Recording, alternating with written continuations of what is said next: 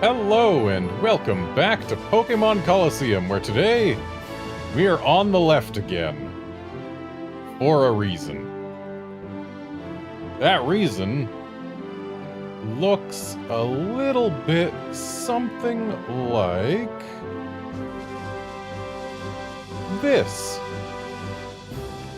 Because we are going to be shiny hunting in Ultra Space while we are grabbing experience and stuff in Pokémon Colosseum. Anyway, I'm already set up in front of this Virizion. I've got all the shiny Ultra Beasts, but I'm trying to get the shiny legendaries that I don't have yet, because Ultra Space is the best place to get them. Because while certainly the ones that are in Max Raid Adventures or whatever they are, they have a higher chance at being shiny on any given encounter. But, and this is a big but, like massive, it takes so much longer per check that you actually will, on average, find shinies much faster in Ultra Space. I miss doing the Ultra Beasts, because Ultra Beasts, you can set up in front of them and just press A. For legendaries, you actually have to, like, take a step forward. Which is just extra work. But yeah, Virizion was the first one that I happened across, so it's the one that we are doing right now.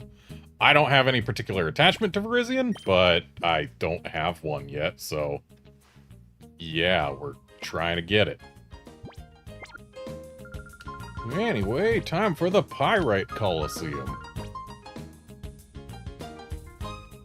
Also, I have this 3DS soft modded, specifically so that I can soft reset with a single button press. Back when I was doing Ultra Beasts, I could soft reset with only one hand without needing to move it, because the only buttons I needed were select and A. But now I need the stick. It's great, Mirror B's gone. We can battle with no strings attached.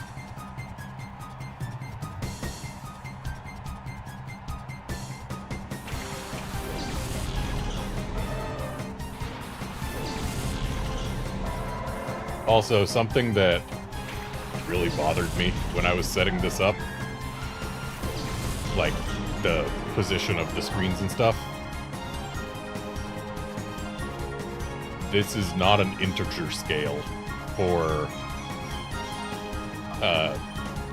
the Ultra Moon.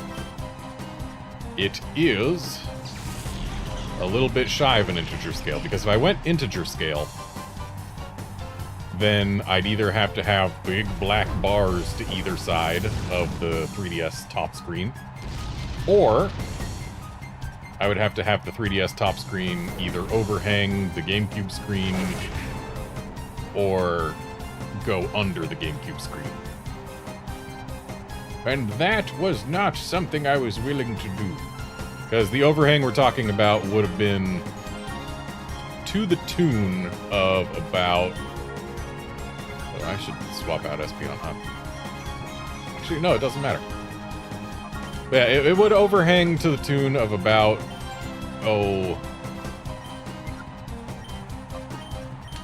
one Pokeball on the screen.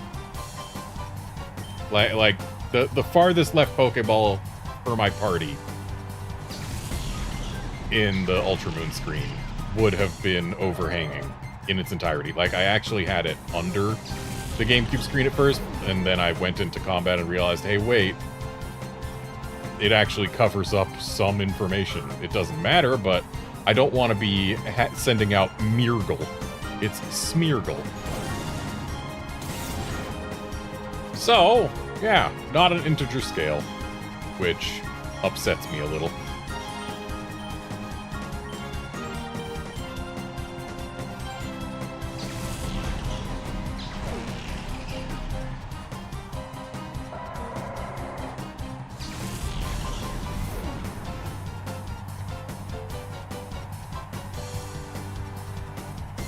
Yeah, Outlander, as far as Gen 7 goes, they're good games. I would not consider them the best. They feel like, by far, the most linear Pokemon games.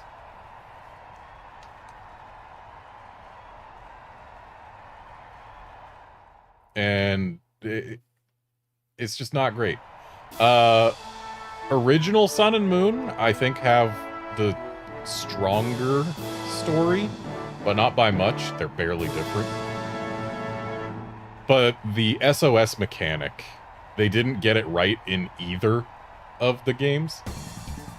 Like, in Sun and Moon, the SOS mechanic is way too aggressive, and it makes it actually annoying to try and catch Pokemon. Because, oh boy, the lower you get a Pokemon's HP, the higher its chance to call an SOS thing. But also, oops, you can't aim a Pokeball when there's two Pokemon on screen, which makes it super annoying. And I hate that. Like, when what you want to do in a Pokemon game is catch Pokemon, and the primary mechanic of your game makes it harder to catch Pokemon? No. Don't. Stop. Do not do this. But then in Ultra Sun and Ultra Moon, the SOS mechanic, like, it still exists, but so often the Pokemon will try to call for help, but just not get any. And it's just like, oh, so now you're wasting my time for nothing, instead of making it harder to catch Pokemon because new ones keep showing up. Like, neither pair of games in the Sun and Moon generation, neither pair of Gen 7 games does the SOS mechanic right. And then they just ditched it entirely in future games. It is kind of disappointing.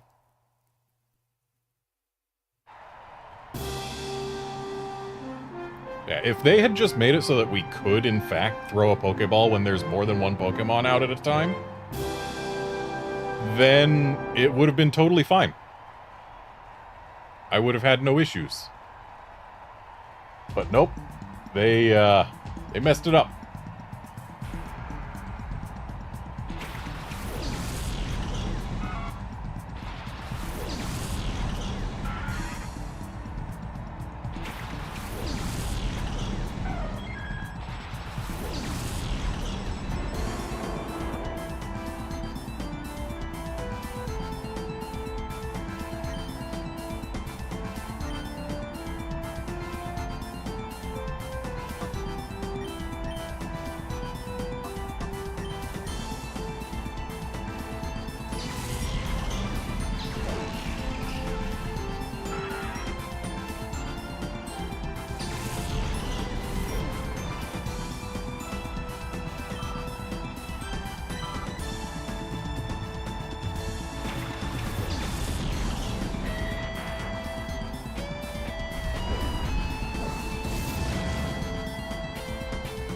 Yeah, Gen 7 is interesting for being the last game to not get rid of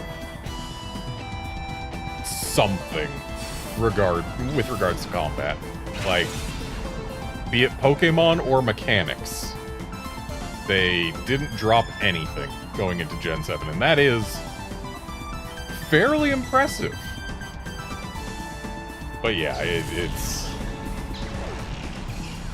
entirely unrealistic to preserve everything at this point in the franchise's life.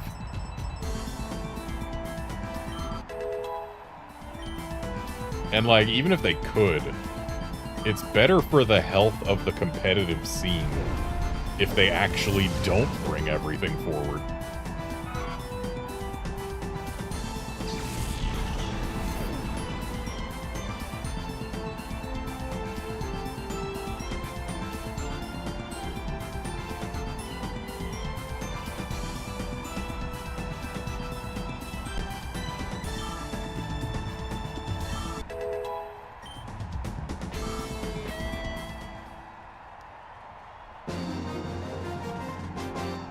Yeah, guard, when a shiny SOS is a shiny, it's definitely a thing. Though, in Gen 6, it was also a thing when you got a Horde battle and accidentally had 2 to 4 shinies in it. Especially considering, it was hard to tell which Pokemon you were targeting was in which position in a Horde battle. Like, yeah, they'd have an array of 5 Pokemon, but they weren't, like, strictly from left to right or whatever. So it was hard to tell, am I accidentally trying to kill specifically the shiny?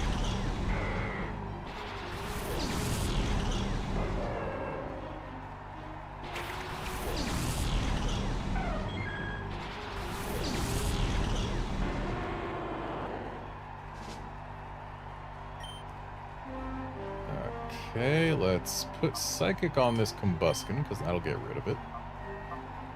And Flame Wheel of Vigoroth.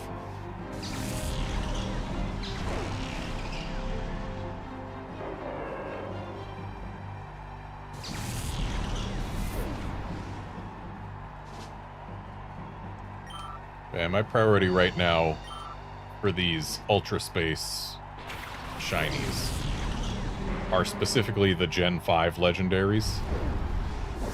Because I've got a shiny Ho-Oh, I've got a shiny Lugia, I've got a shiny Dialga, Palkia, and Giratina. I've got shiny Yveltal and shiny Xerneas, and shiny Zygarde. But you can't get shiny Zygarde in Ultra Space. You can't get any Zygardes in Ultra Space. Because they were weird about how they implemented Zygarde in Gen 7. So yeah, the Gen 5 ones are the only ones that well, I've got a shiny Reshiram from Pokemon Go. But that's from Pokemon Go. Feels like cheating when it's a 1 in 20 chance to get a shiny from a raid in that game.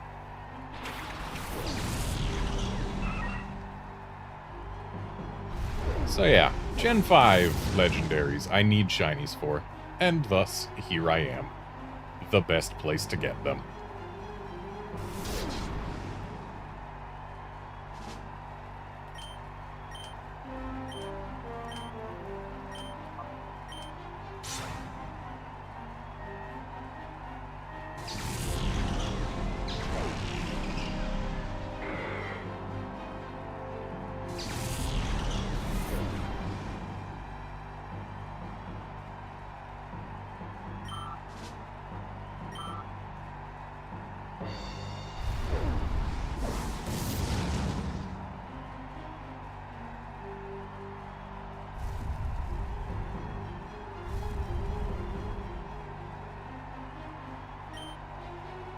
I do believe I have won this battle.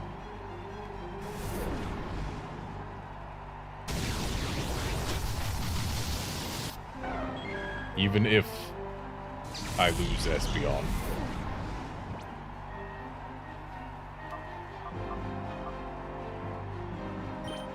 Honestly, I do need to get XP on more than just Typhlosion and Espeon. It'd be nice if there was an XP share in this game. Maybe there is, and I just haven't found it, but... You know what? I'm gonna look that up.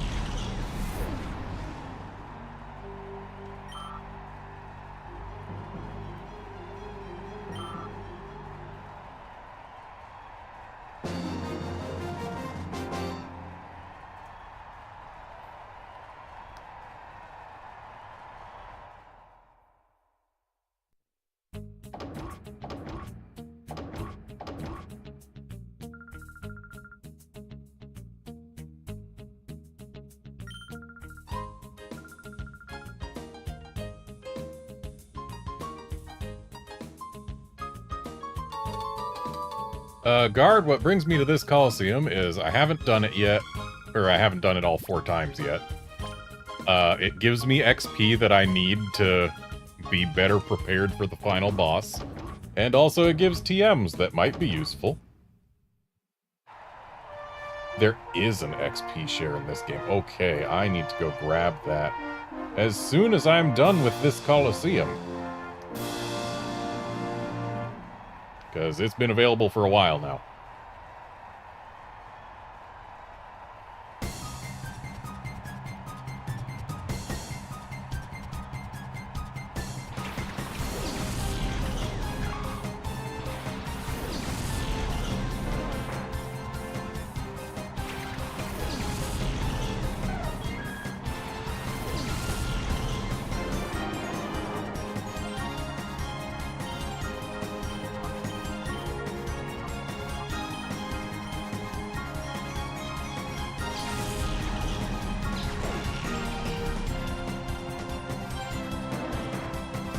One thing I do super appreciate about Ultra Sun and Ultra Moon, how quickly we can do soft reset cycles. Like, is it the actual fastest in the franchise? No, but it's still pretty dang snappy. Especially compared to, quote, soft reset, end quote, on most of the Switch games.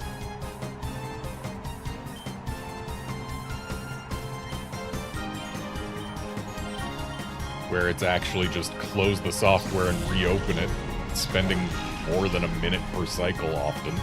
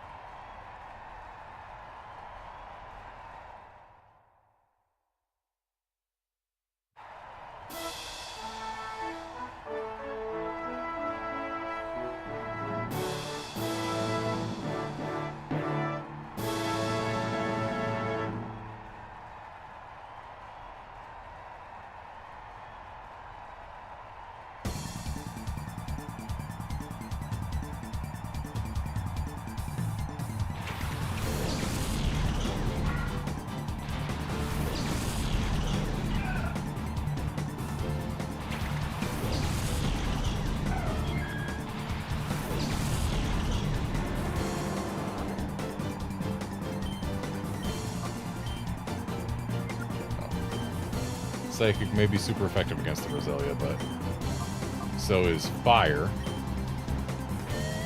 Fire is not super effective against the Leaf, so need more help getting rid of that.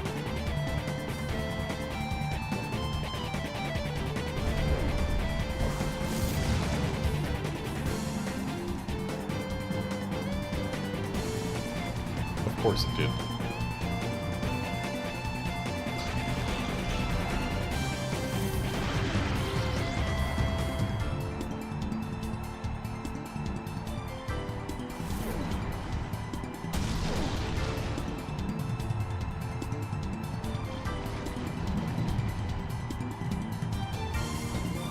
Yeah, this theme is not half bad. This game does have some winners.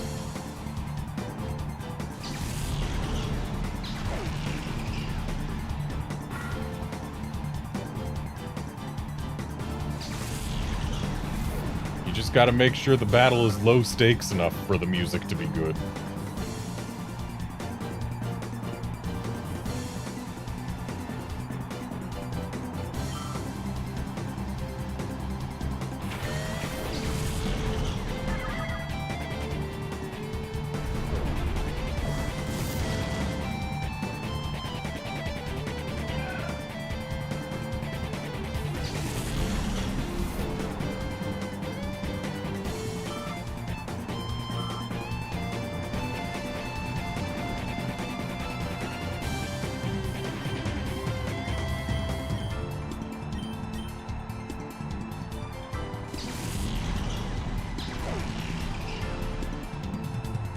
So, fun fact, I spent altogether too much time getting the spacing on the 3DS screens to be just right, so that in the intro sequence that we're about to see again, things line up properly.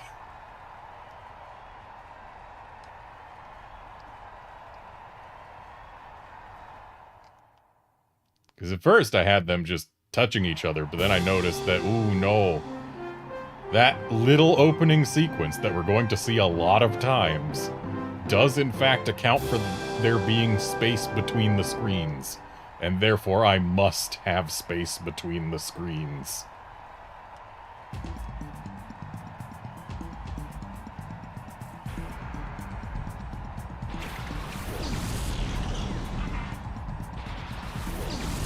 Also, another thing that Gen 7 did utterly wrong is its touchscreen implementation. Like, somehow, the implementation of the touchscreen in Pokemon games has been it got consistently worse, like, almost every generation. Pokemon Platinum, specifically Platinum, not Diamond and Pearl. Platinum let you cycle backwards through Pokechaps. Pokemon Platinum had a pretty good touchscreen implementation. You could have whatever you wanted on the touchscreen as long as it was a Pokechap. But that means that, you know, you could decide what was important to you, important enough to have on the touchscreen.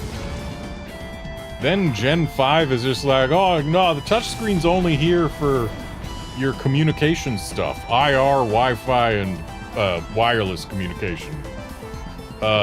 Yeah, if you want, like, actual information there, too bad. Heart Gold, Soul Silver used the touchscreen as just an always-on-screen menu, which, not the best, but I mean, it's kind of helpful to be able to, like, just tap save whenever you want to save.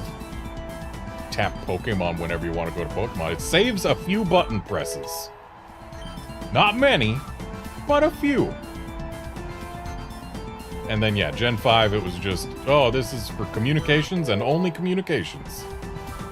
Gen 6 was actually pretty good. We had the what is it? The PSS or whatever it was. That was communications, but you could also use O-powers and stuff. That was nice. And you could also do, or it also had the Super Training and Pokemon Ami menus. So I guess that's pretty alright. And then, the crowning glory of touchscreen usage. Omega Ruby and Alpha Sapphire. With DexNav, the best feature in the franchise. So, like, yeah, it's a lot to live up to. Omega Ruby and Alpha Sapphire's touchscreen. So what do Sun and Moon put on the touchscreen? A tiny map with a big border around it with stupid eyes who just loves to turn off the map function so that it can ask you a stupid question that nobody cares about. What is even the point of it? Like, look at this! Oh yeah, what's this all of a sudden? Oh, watching you say hi to all those people made me want to say hi to you. What people? And then even when he's not talking, look how tiny the map is. When it could have more map. Make the map the whole screen. Also make it zoomed in enough to be actually useful instead of just this is the general part of the island you're on. I hate the freaking Rotom decks.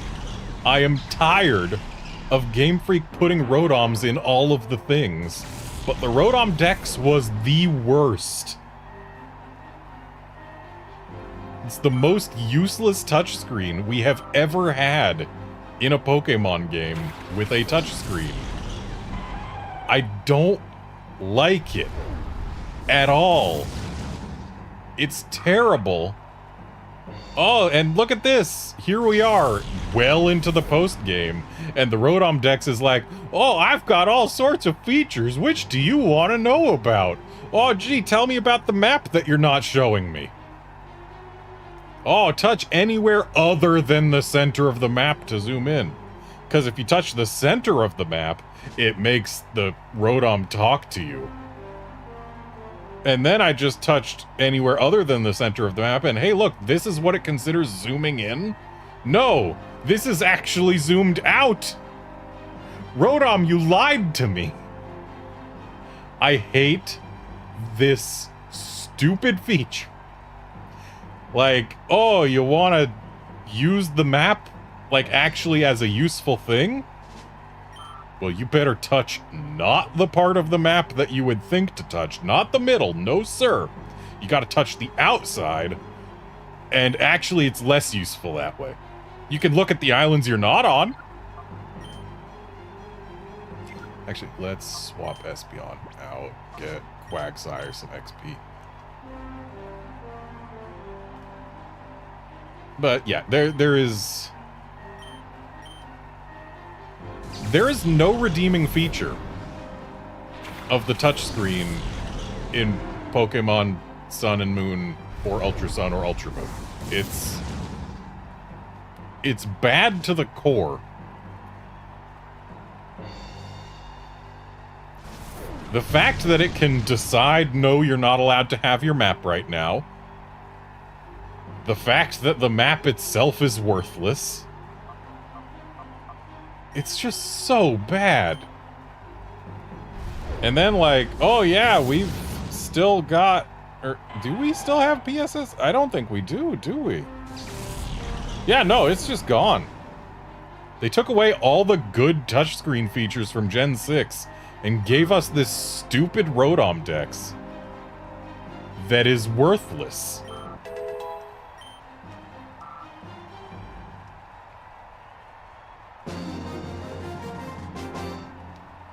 Meanwhile, Omega Ruby and Alpha Sapphire show you little pixelated versions of a small section of the route you're on and show you which Pokemon you can get there and how close you are to getting all of them. And, oh, you can tap the one that you want to find next and it'll actually try and spawn one for you. Like, we went from that to a worthless map that is terrible.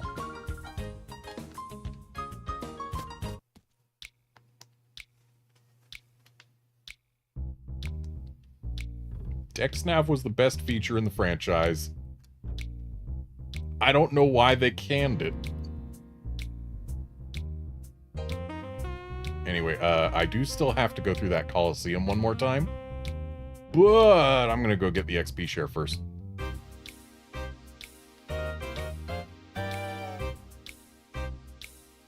It's actually been staring at me for a few times. And I just never bothered to go get it because I didn't immediately see the path to it.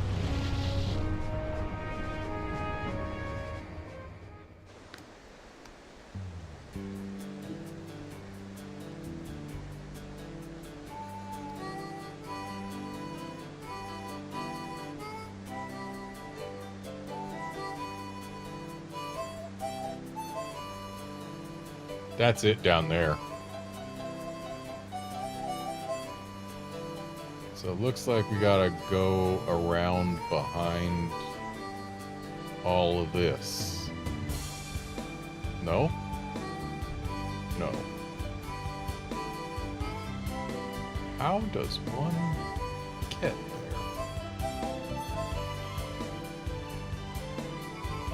there? Around behind here, maybe? Ah, it looks like this might be a tunnel. Yeah, okay.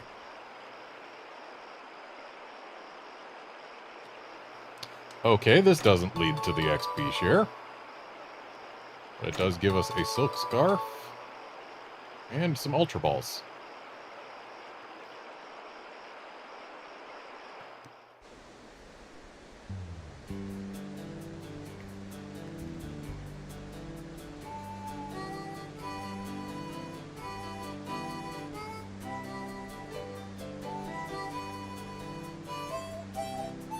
Do I maybe have to go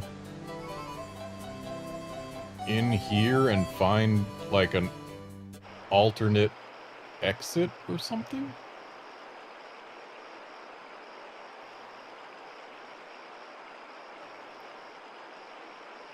Behind Rui's grandpa's house. Okay. I mean, that's what it looked like it would be, but I didn't see a way to get back there, but I will check again.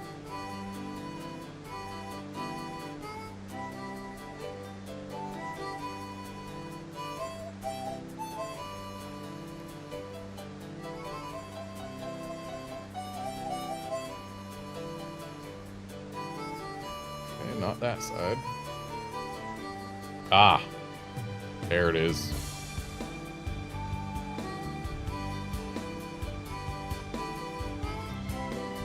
Okay, I should have gotten this ages ago.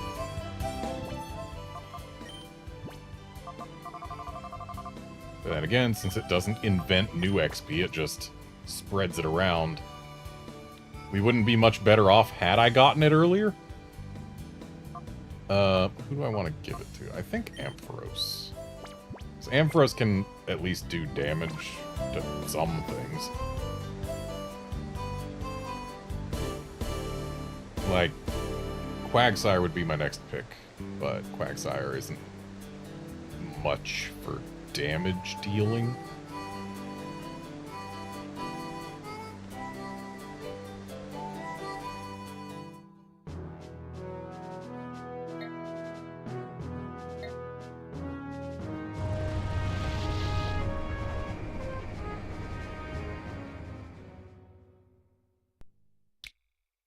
Yeah, the chest is sitting out in the open. I just never bothered exploring for it because I figured, oh, it's probably just some stupid thing like some Pokeballs.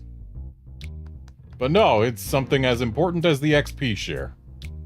Just hanging out in a box, whereas every other Pokemon game, literally every other Pokemon game with an XP share has an NPC give it to you. But no, here... it's in a box. Go get it.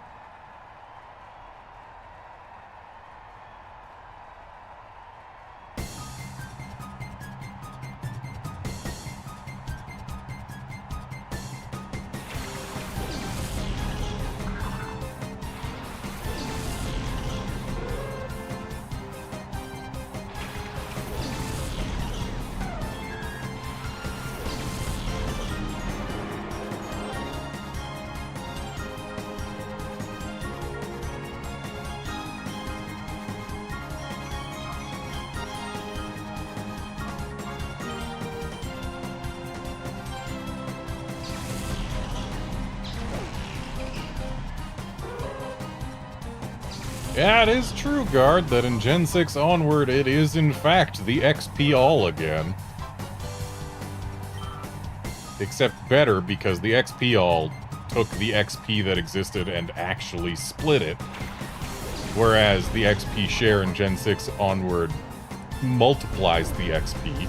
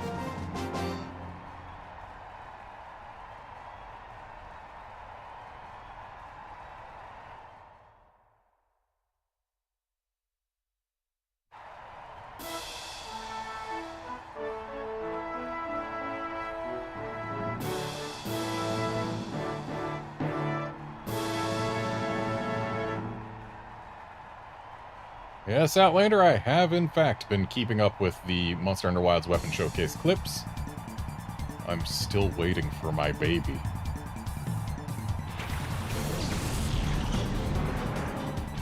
Hammer looks decently fun, though. They kept a few of the things from Rise and added some more things. Looks like it's got a counter now.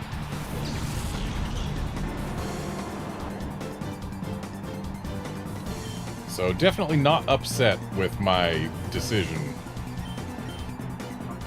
to go Switch Axe and Hammer for my two weapons that I bring with me.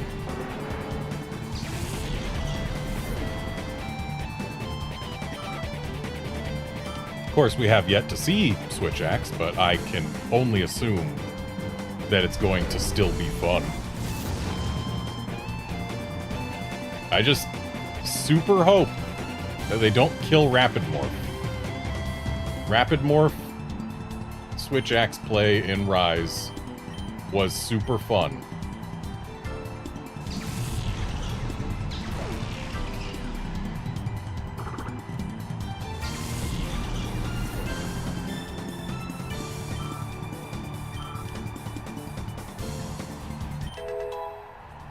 I also like that the hammer set clearly comes from a monster that we haven't seen yet. And it's been fun seeing a bunch of fan artists speculate what the monster might look like. It's going to be interesting to see who ends up being closest. And like, this is honestly a much better way of handling monster reveals than just showing us every single monster that is in the game, minus like one or two, during the lead up to the game's launch. I mean, there's still plenty of time for them to end up doing that, but I'd much rather them give us room for speculation than be like, here's the entire roster. You have nothing to look forward to discovering.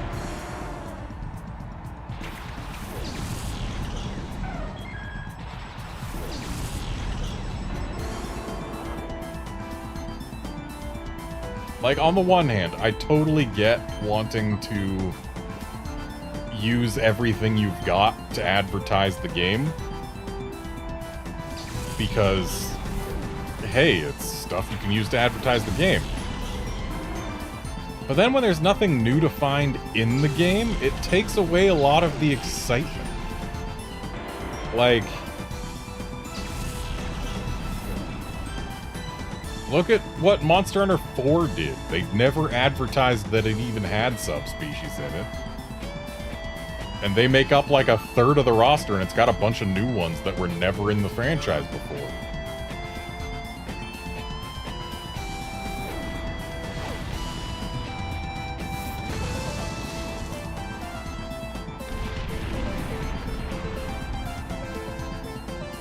Then you look at Monster Hunter World, and the monsters it didn't reveal for its roster at the start were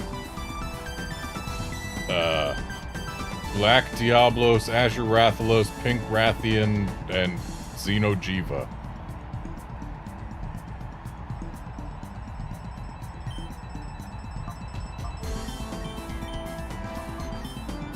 But, like, you can't...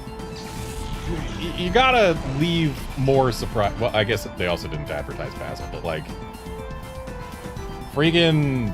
I don't think Monster Hunter 4 advertised anything that appears after you enter high rank, other than maybe, like, Kushala and Teo, I think. And honestly, I think that's the way to go. Show us everything that we're going to encounter in low rank, and then hide everything that shows up in high rank and later. Unless it's the flagship, I guess. Just make it so we don't know what we're going to find when we get to high rank. It makes it a lot more interesting than just, oh, we're seeing all of the same monsters again.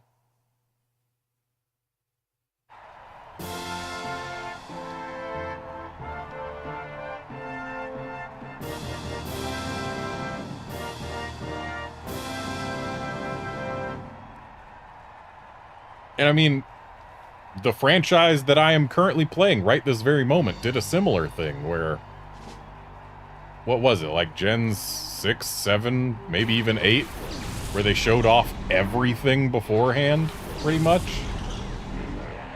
All the new ones, all the new Pokemon for every generation, they were like, oh, yep, here's your Pokemon, there's all the ones. But then, finally, for Scarlet and Violet, they finally just kept their secrets again. Let us discover a bunch of Pokemon. That's the way to do it.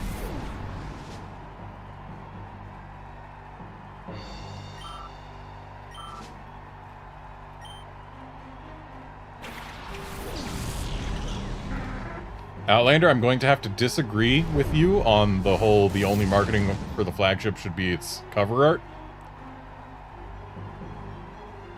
The only marketing for the flagship should be the cover art and the extra high difficulty quest in the demo. Put the thing on the cover, let it clean our clocks in the demo, but tell us nothing else about it.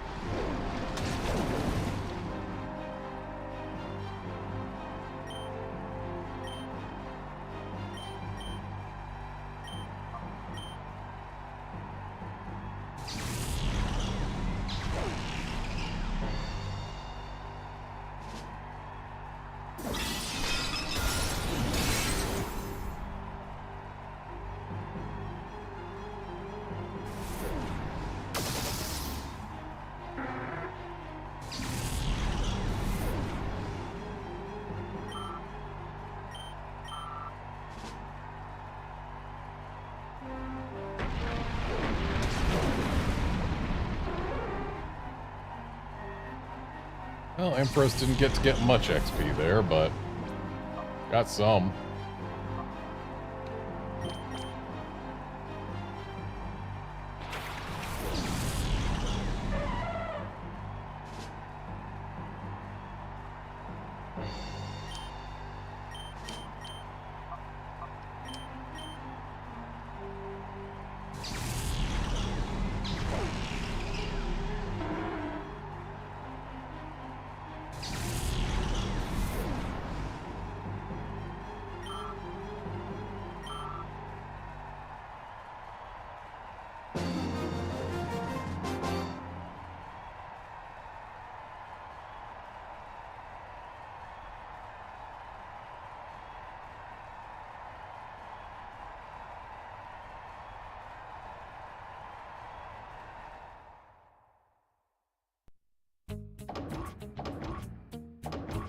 Guard, you are correct. Mount Battle does, in fact, have all the good TMs.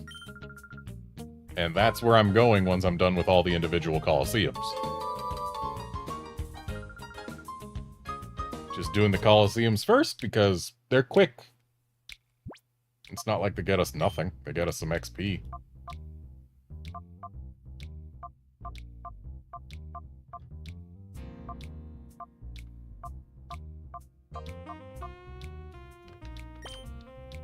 They also get us some mostly terrible TMs.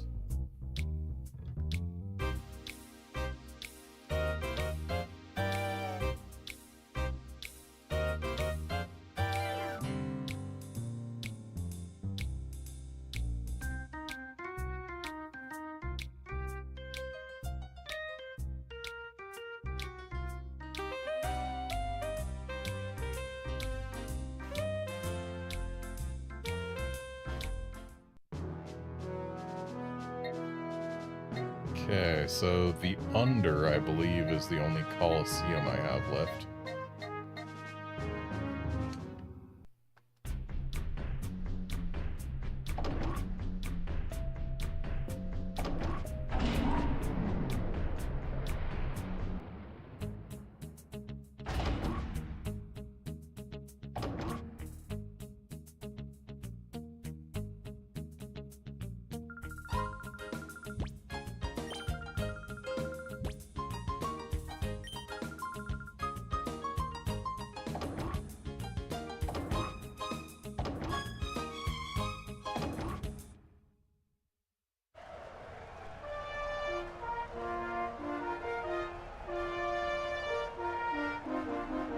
I forgot about all the Japanese text here.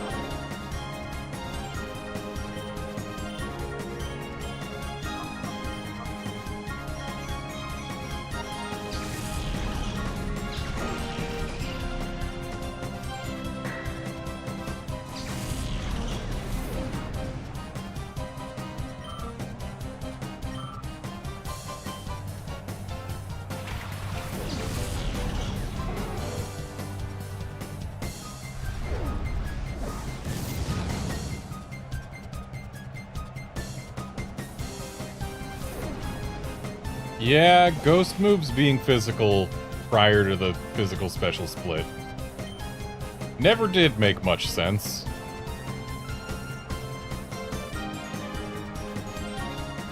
But you know what? I think I actually do know the exact reason that Ghost was physical. Because it was intended to be a counter to the Psychic type. And guess what Psychic type Pokemon tend to have a good defense stat in? Not physical.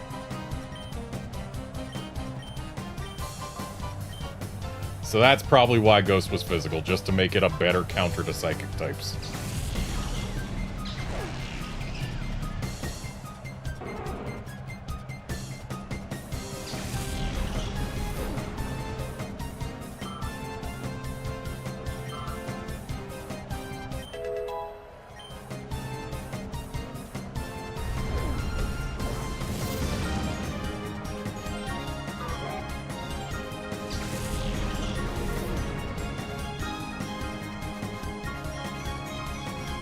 Pretty sure Dark was special, just to make it so that it wasn't stepping on Ghost's toes as a counter to Psychic type.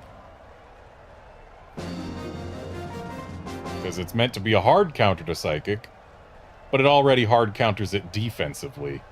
So might as well make it special attacks so that it doesn't counter Psychic utterly and completely.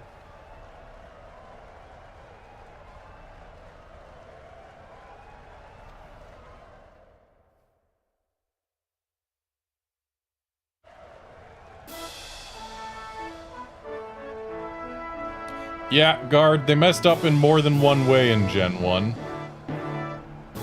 With regards to Ghost being a counter to Psychic. In that it wasn't. In Gen 1, every Ghost type also had the Poison type, so Psychics were super effective against them. And also, they forgot to make Ghost super effective against Psychic.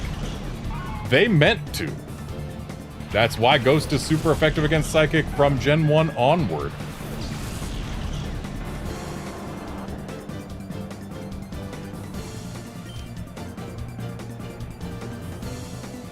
But yeah, it's, they just messed up entirely with regards to the Ghost type in Gen 1. They made a huge oopsie, and they fixed some of it in Gen 2.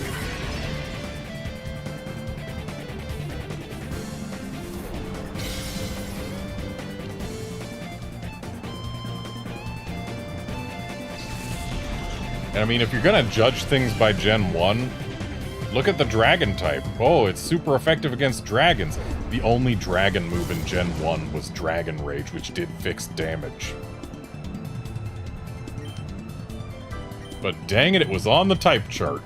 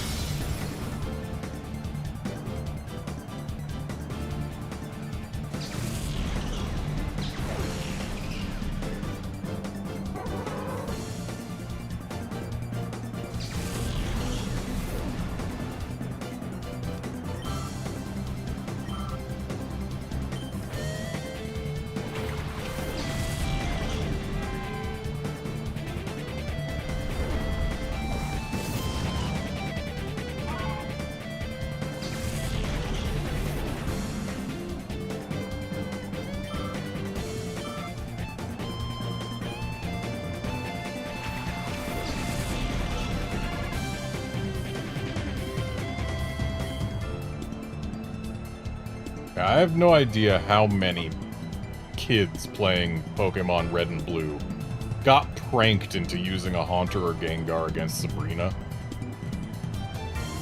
Because the anime was like, oh, you gotta get a ghost type to go beat Sabrina because ghosts are good against Psychic. Except, specifically, in Red, Blue, and Yellow, it is very much the other way around.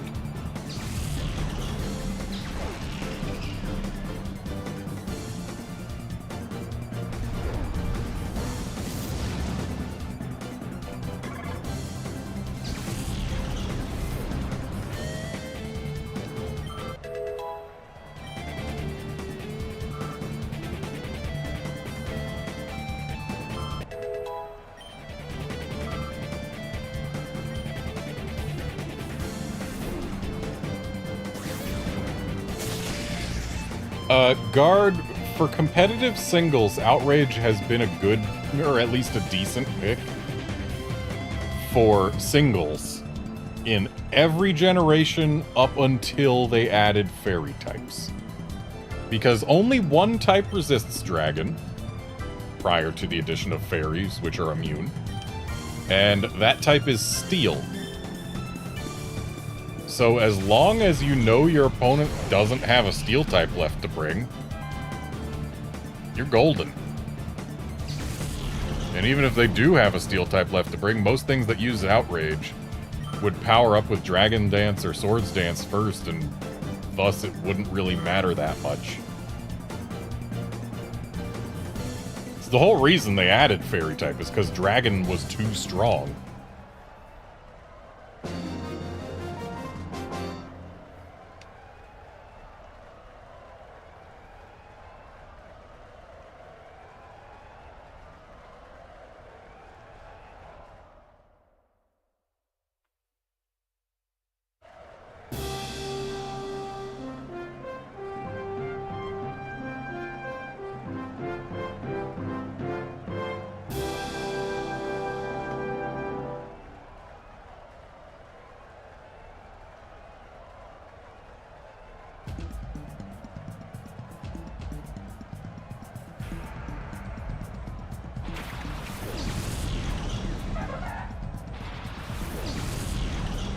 They'll also talk of competitive singles. There are so many YouTube channels talking about competitive Pokemon that I've just had to tell YouTube not to recommend to me. Specifically because of the fact that, you know, if what they're talking about is competitive singles, then it does not matter today. Official tournaments are doubles. Have been for multiple generations. If you're trying to tell me how good a Pokemon is in singles, in made-up categories that only exist in the fan community, it does not matter in the slightest. I'm sorry. You can have all the fun you want doing your competitive singles in the fan community. That is something you are allowed to do. But when you're talking as if it's the only competitive scene that exists, when it's not even the official competitive scene? Yeah, I'm not gonna pay attention to what you have to say. It's just simple as that.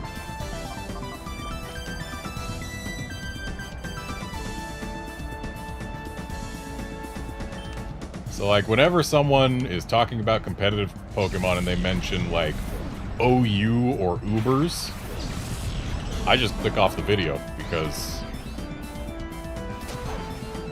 those categories do not matter to me. And yes, it is the Smogon community. It's cool that they exist. It's cool that they have kept their scene alive amongst themselves. But yeah, the fact of the matter is, it does not matter for any official metagame.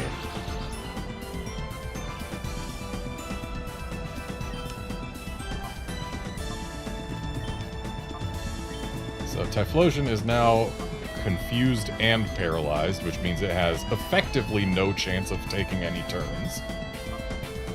So let's break out Ampharos.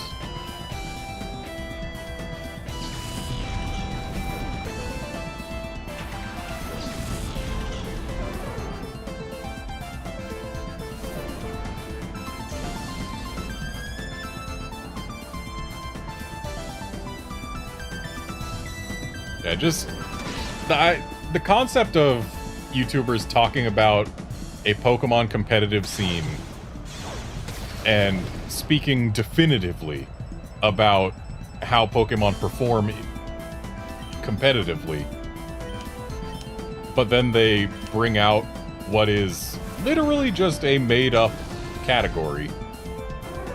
OU, UU, Ubers, etc.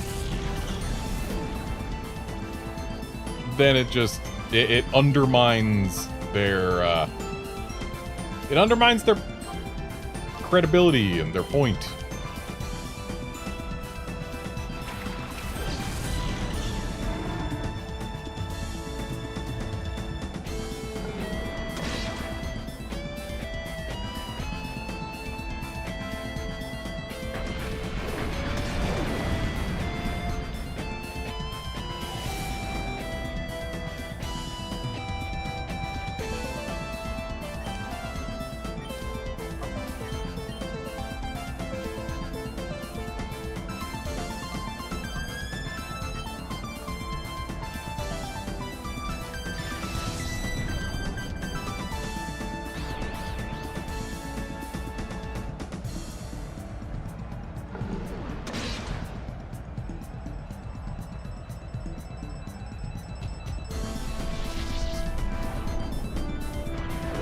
I see they don't want Quagsire to do anything at all.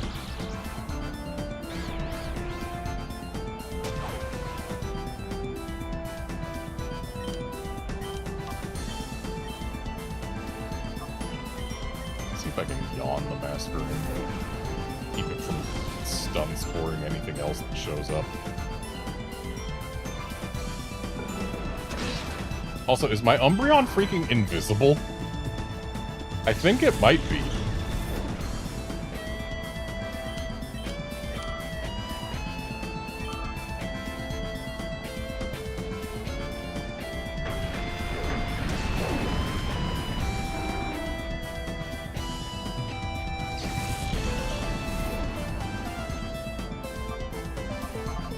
I think bringing Typhlosion back now wouldn't be the worst choice. Not like it can get paralyzed again.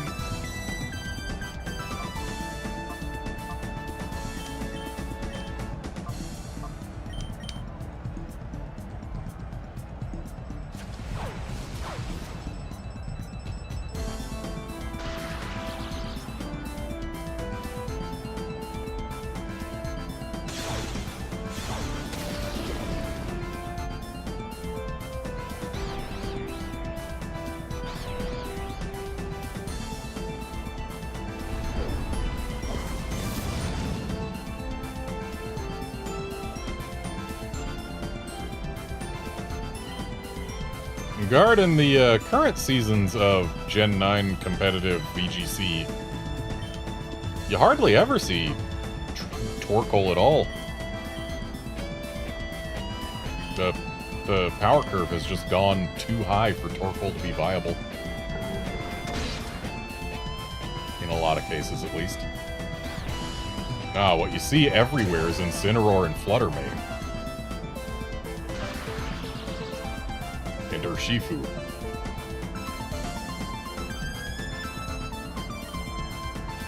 A lot of Ogerpons.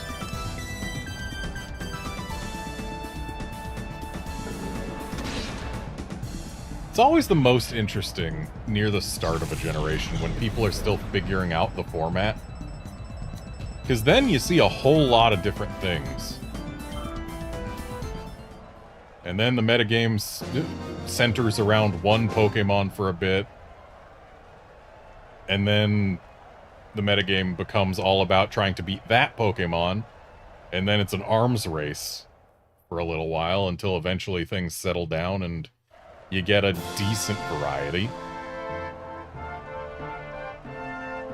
The fact that Dondozo was so centralizing to the metagame for so long, for long enough that you had to build your Dondozo to beat other Dondozo, which often resulted in people just putting Fisher on it because of the 1 in 3 chance to get rid of an opponent Dondozo.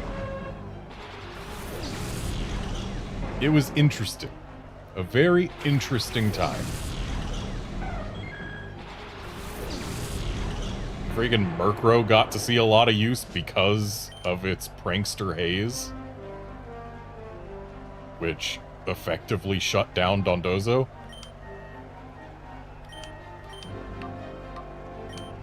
When a metagame is volatile enough that Murkrow sees a lot of use, you know interesting things are happening.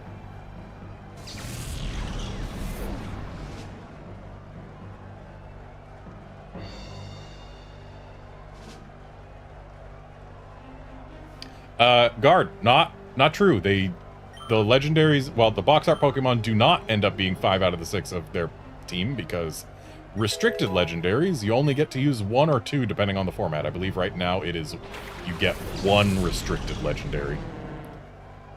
And then the other things, the other legendaries they can use, I mean, they're not super strictly more powerful than everything else. Like, Raging Bolt is real good, but Raging Bolt alone isn't going to win you any matches. I think it's a healthy metagame right now. Yes, specifically Flutter Mane and Incineroar are overrepresented, but hey, they're good Pokemon. And the fact that Incineroar isn't restricted, it's a freaking starter. It's got to count for something. It may be arguable that it is the best Pokemon in the franchise, and they made it too good, and they just keep making it better. But it's a starter, not even legendary.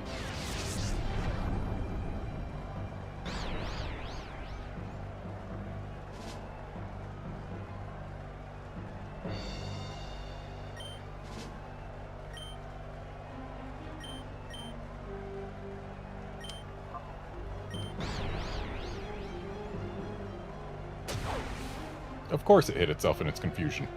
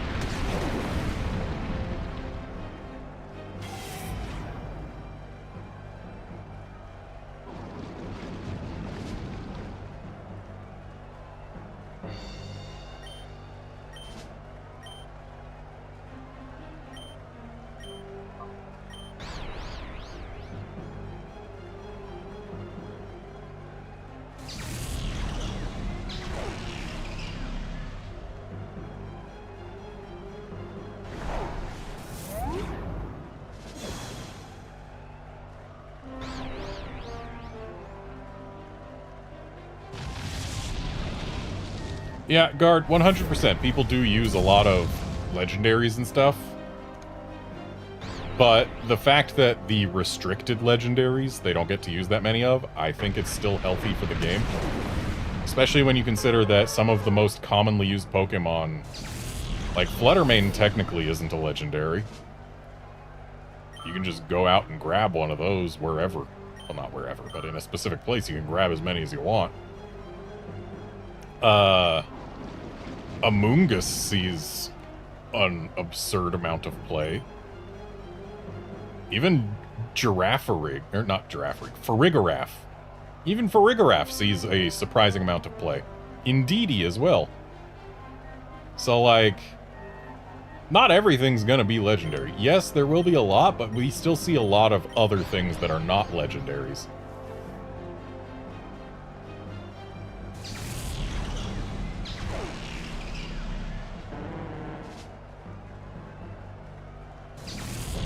Like, if you go watch actual VGC play right now, like, go watch Wolf Glick's videos where he goes through what happens in his trips through various tournaments. You'll see a lot of pretty interesting play going on. Like, even when there are legendaries in play, there's still a lot of things that people do to try and get around them, using legendaries or not. It's... the metagame right now is fascinating, and I think it's in a good place.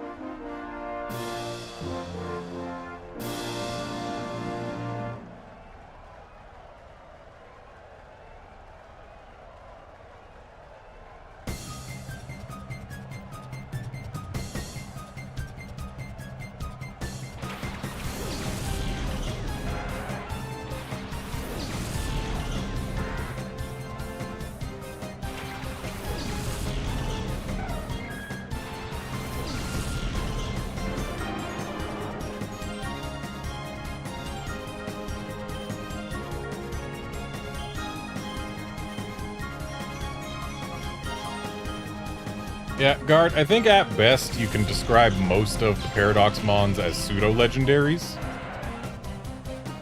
There's a better argument for saying, like, Raging Bolt is a legendary, because you can only catch one of those. But, like, Fluttermane, Iron Hands, technically not legendaries. I think pseudo-legendary is the closest you could argue for them. And, like, people used Garchomp all the time. That's not a legendary.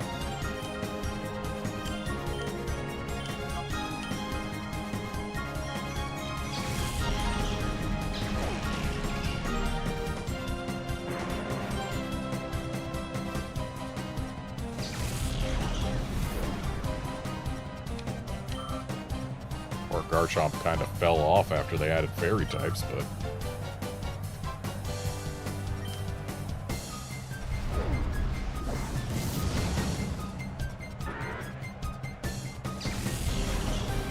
Also, with the addition of terrestrialization, some legendaries that used to never see use have started seeing some. Because they can get around their bad typing, or lack of certain types of moves, etc. Because Terra Blast exists, and yeah. It's like, used to be nobody would use Articuno, but now some people do. Terrestrialization actually really opened up the game so that a lot more Pokemon that would have never seen use before suddenly do see some. Like, it hasn't made them top-tier picks by any means, but the fact that it has made them show up Makes it interesting.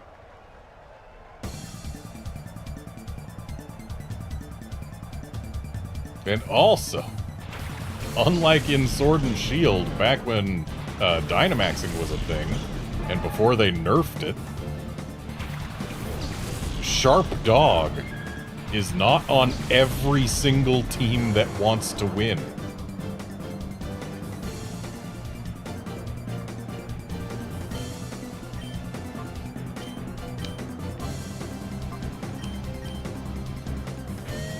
I remember when I was doing the, just my few battles in the online tournaments to get the shiny Galarian legendary birds, when they were having that going on. And, like, I was not at all in the competitive scene at that point. I was just using the party that I used to get through the game. And, oh boy, every single person I battled did in fact have a Zacian on their team. Every single one.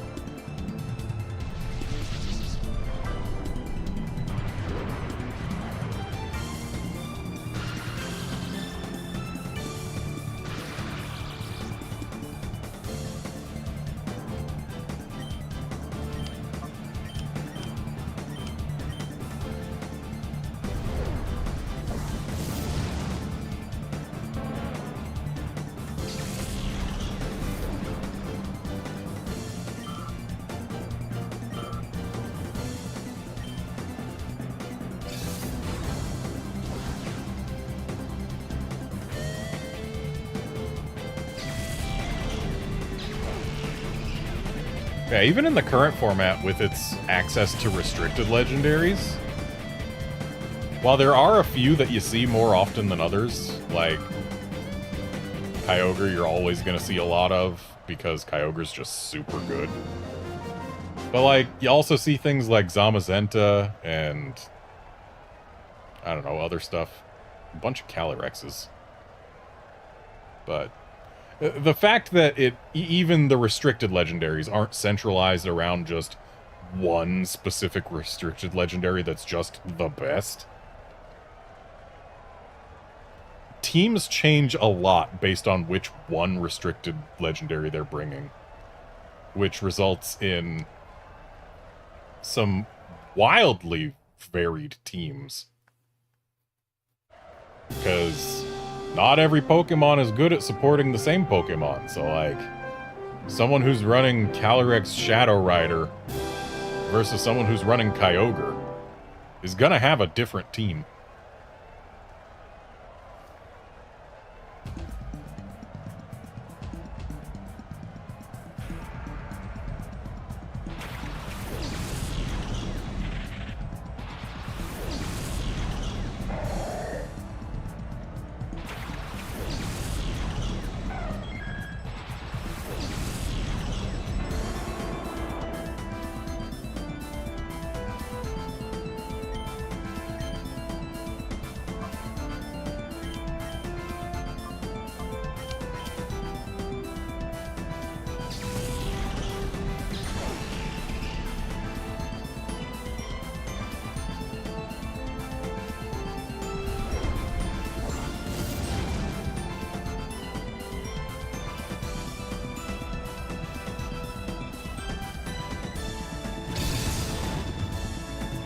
Ouch.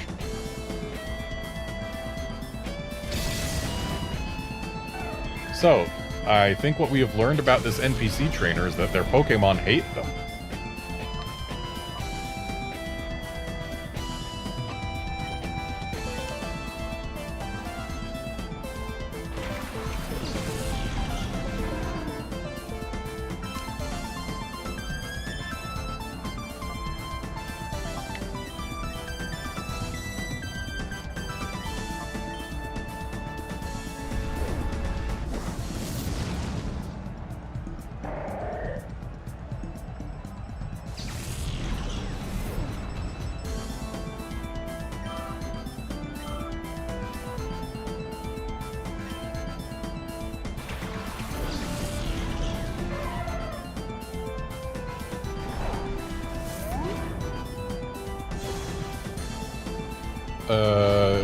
3 quad weaknesses.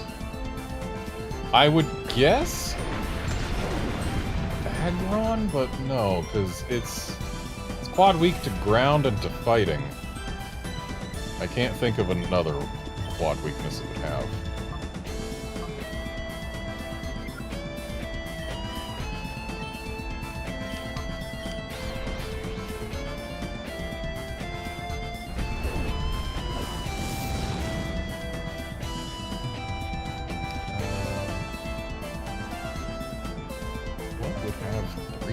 Weakness of it. I'm trying to think of even a type that would have 3 quad weaknesses.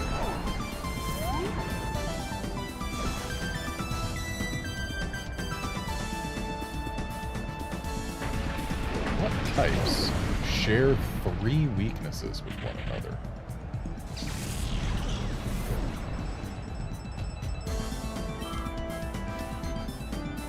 Maybe it would be something bug grass. No, bug doesn't have that many weaknesses. It just sucks against a bunch of things. It's probably something grass type, I would think. Grass has a lot of weaknesses that are fairly common.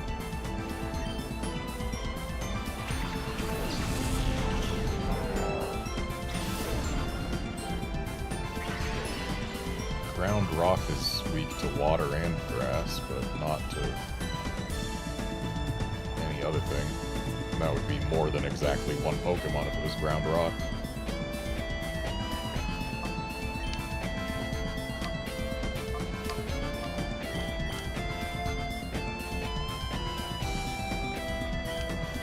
Oh yeah, Aurorus would be weak to fighting and steel. Odd weak to both of those. But I think that's it, actually, because Ice doesn't have... Well, it does have a bunch of weaknesses, but I think it only shares those 2 with Rock.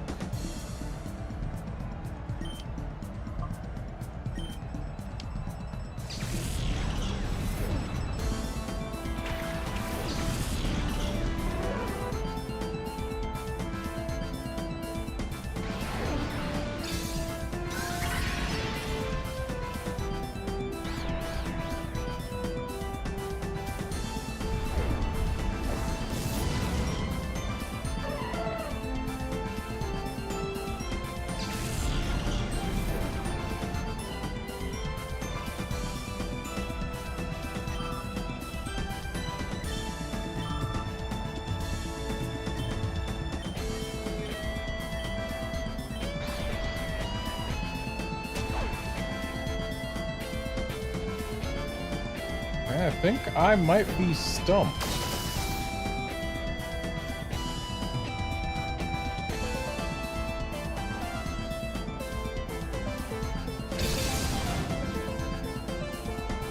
We can say for sure it's not an electric type. Ground is just weak to, what, water and ice? So not a ground type. Or no, also grass. Ground is also weak to grass. Is there anything else that's weak to water, ice, and grass? I don't think so. Ah, yes. Gen 1 with Bug being weak to poison, that's right.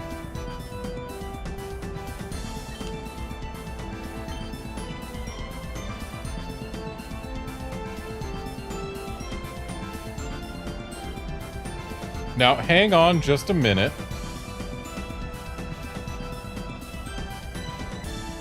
Parasect wouldn't be quad weak to poison. Wait, no, it was grass bug, not bug poison. That's right, never mind. Yep. Alright, Gen 1 Parasect. That makes sense. Checks out.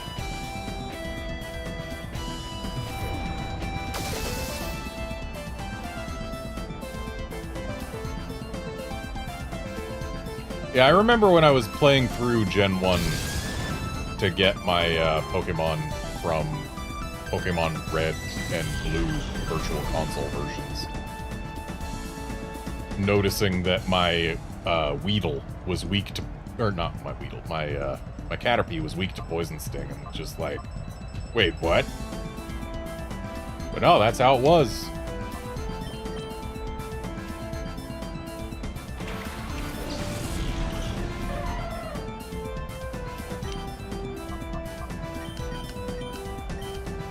hopefully Typhlosion... Okay, good. Typhlosion does not hit itself. Oh, but we still don't get actual KO here. But Sleep Powder goes off, so we win anyway. I was just hoping that it would be over already.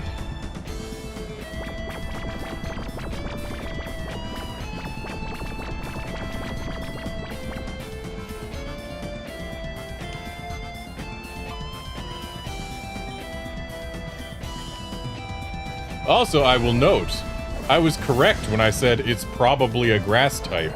They have a lot of weaknesses.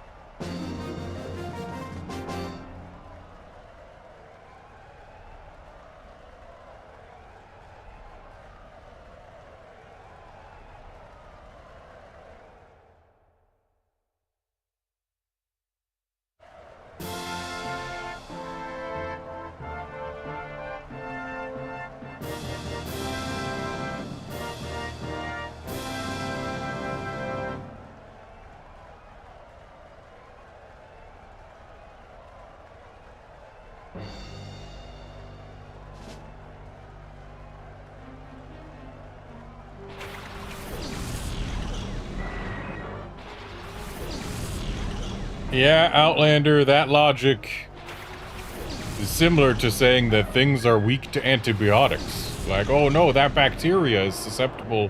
Well, no, no one would say oh no about it, but yeah, like, oh, do you have a bacterial infection? Take an antibiotic. It will kill the bacteria. Antibiotic. It means anti-life.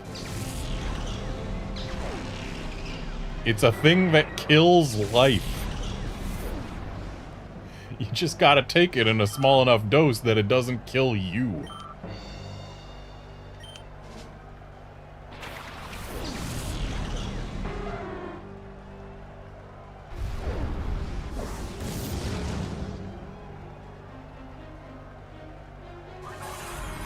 Not liking that light screen. Light screen is a little bit too good against my team.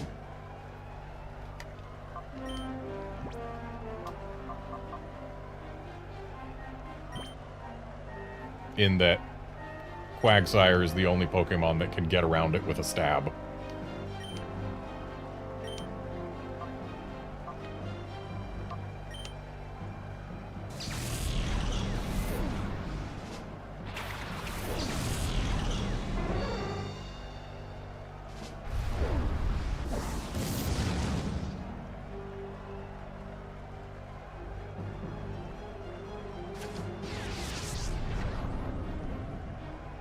See, Murkrow does not wish to be thunderbolted.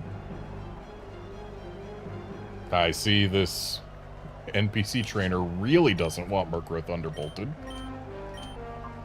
Using Confuse Ray on the same slot twice in one round. Someone just wasn't thinking.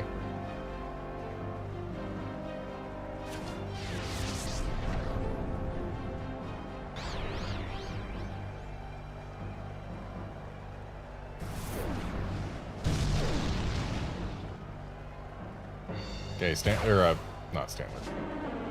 Ampharos, I'm gonna need you to not hit yourself.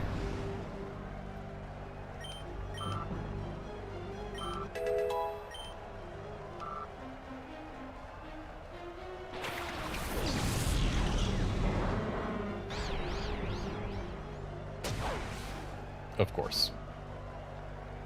Why should I have expected any different?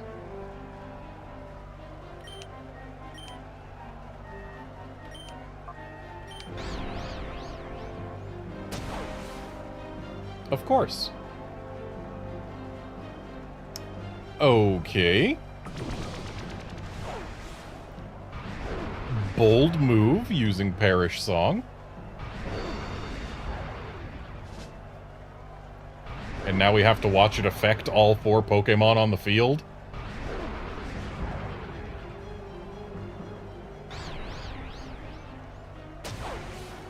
Great. Great job, Ampharos. You're really good at this. And there goes Ampharos.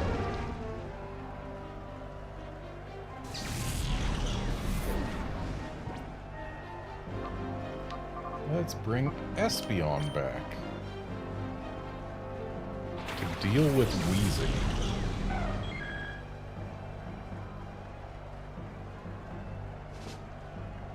This person used Perish Song when they only had 2 Pokemon left. Actually through the battle.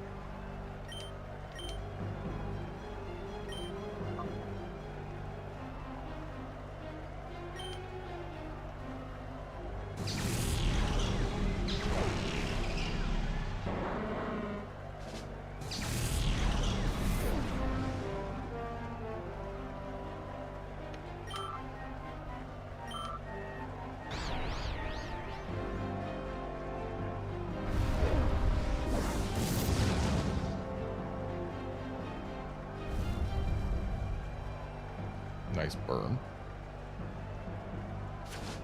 It's not gonna matter too much, but it happened.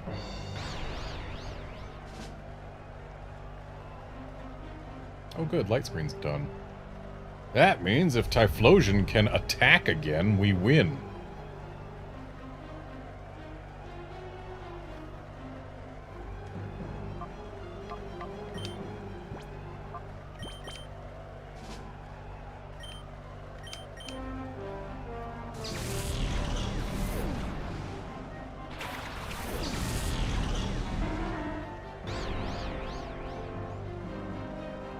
We win.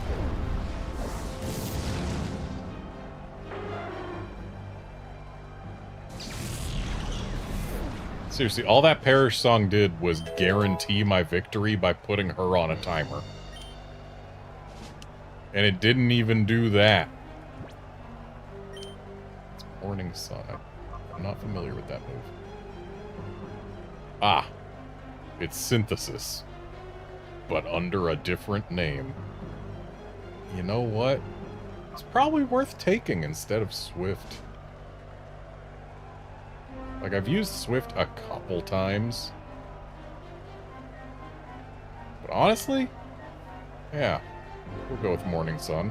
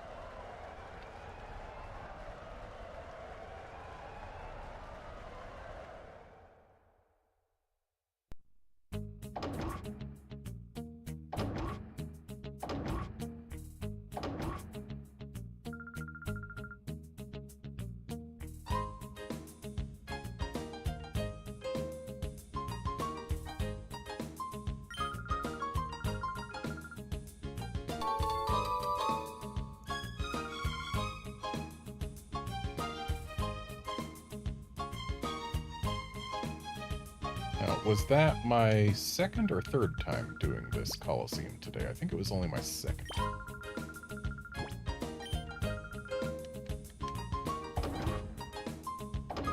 Worst case, we end up with a little more XP. Oh no. Considering the final boss is using Pokemon that are all level 60. We can use what we can get.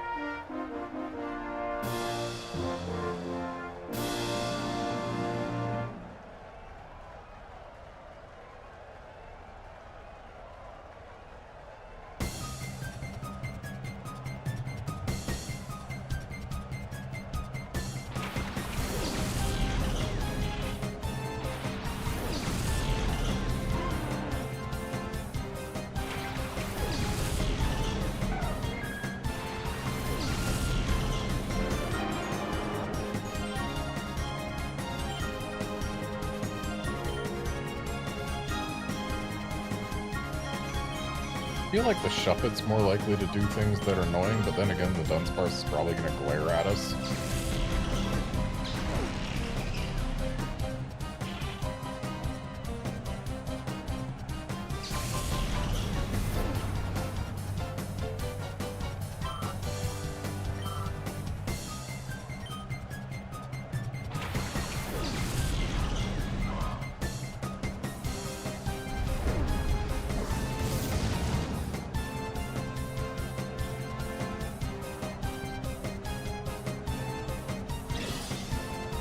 Ah, it's a curse sparse.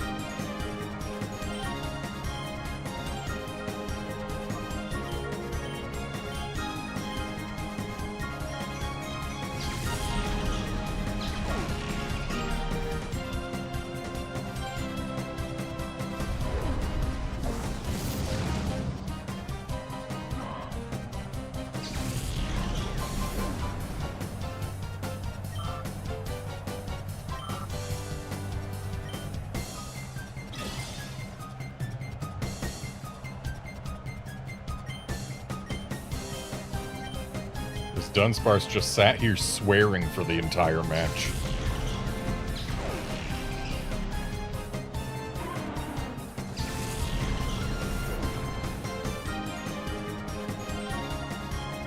I generally like to modulate my language to the ESRB rating of the game that I am playing. But I'm just imagining this Dunsparce sitting here and every turn just dropping an F-bomb.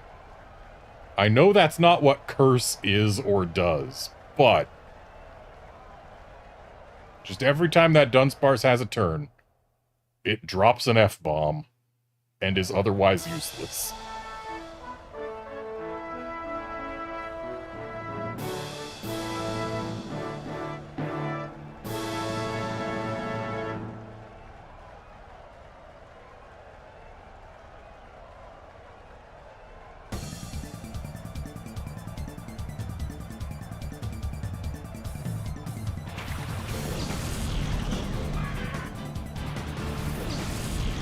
Sableye's got one of those cries that I actually really like. It's one of the few that sounds like it's actually saying its name.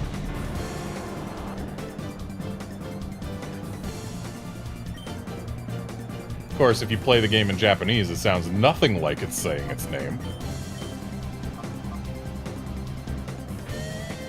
So I believe its Japanese name is like Yamidami.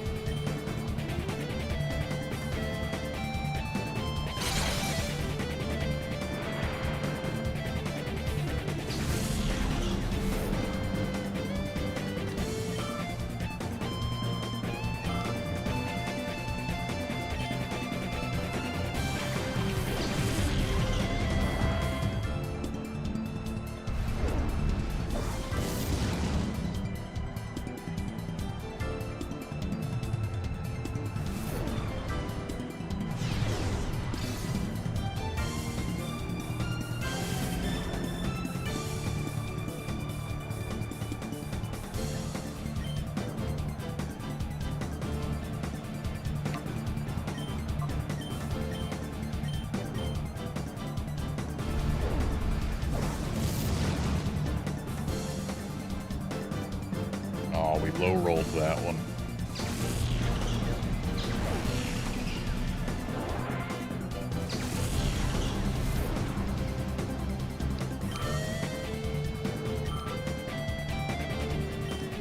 So, fun fact.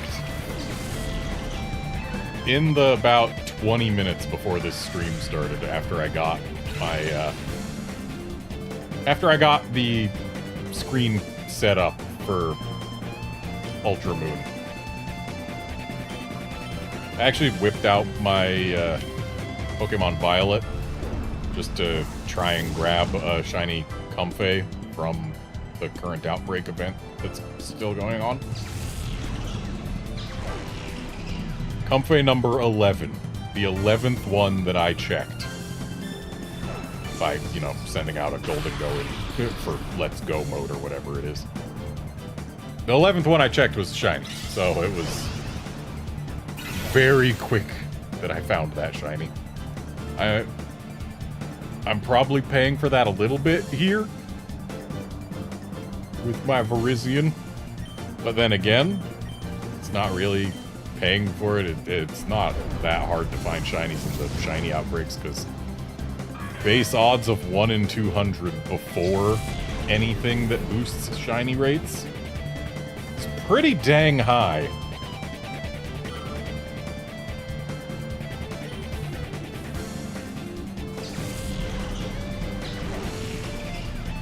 the whole reason I went and got one of every flavor of shiny alchemy. Even though there are not that many visual differences as there are technical form differences.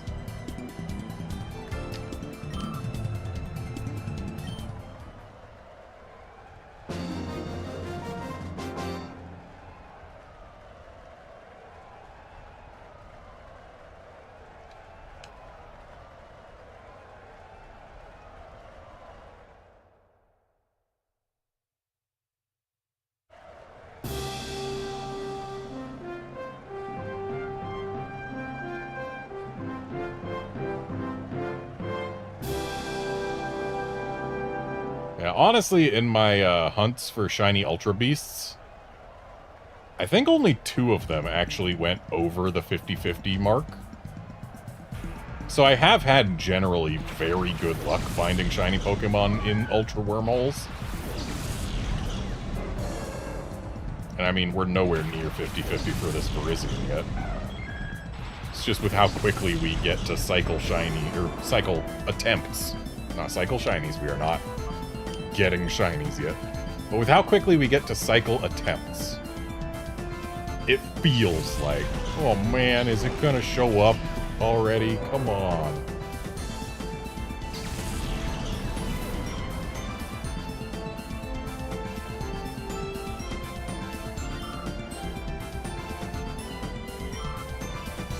Yeah, considering I had done like maybe 5 checks on this Virizion before this stream started. Yeah, I'm still well under the 50% chance mark.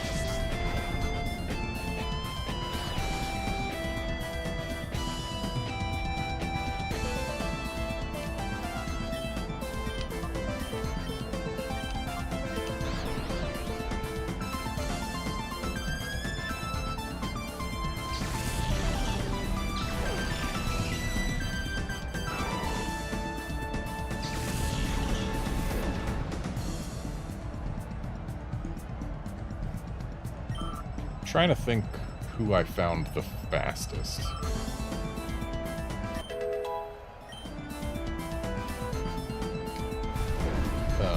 The one that took the fewest restarts, or soft resets, I guess. And who even are all of these? I'm trying to remember. It's one of the ones that's not a version exclusive, I'm pretty sure. Just trying to remember who those are. There's Nihilego, Xurkitree. Definitely wasn't Xurkitree.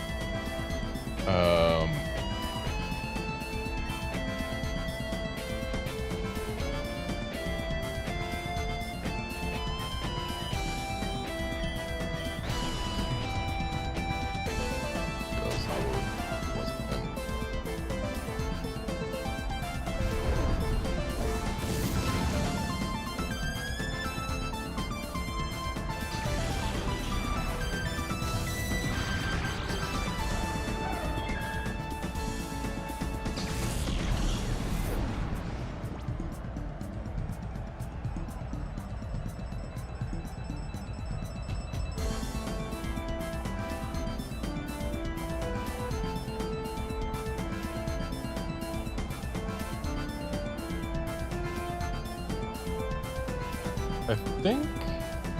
Okay, it wasn't one of the ones that was not version exclusive. It was... I think it was Pheromosa that I got the fastest.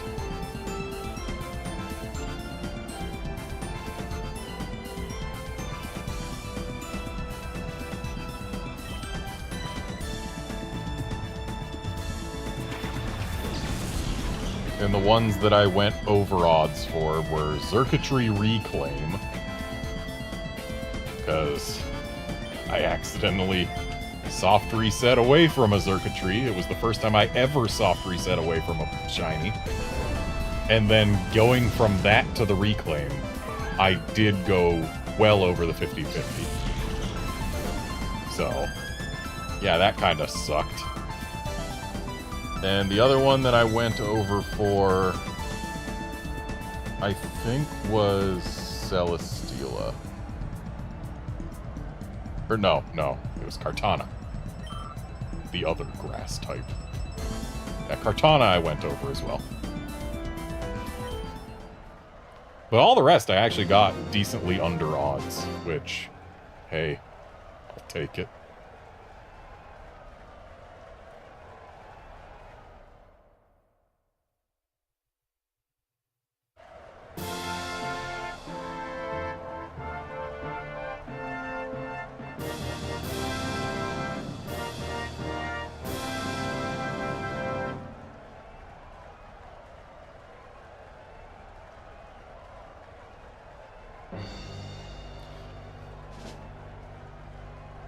Wait a sec.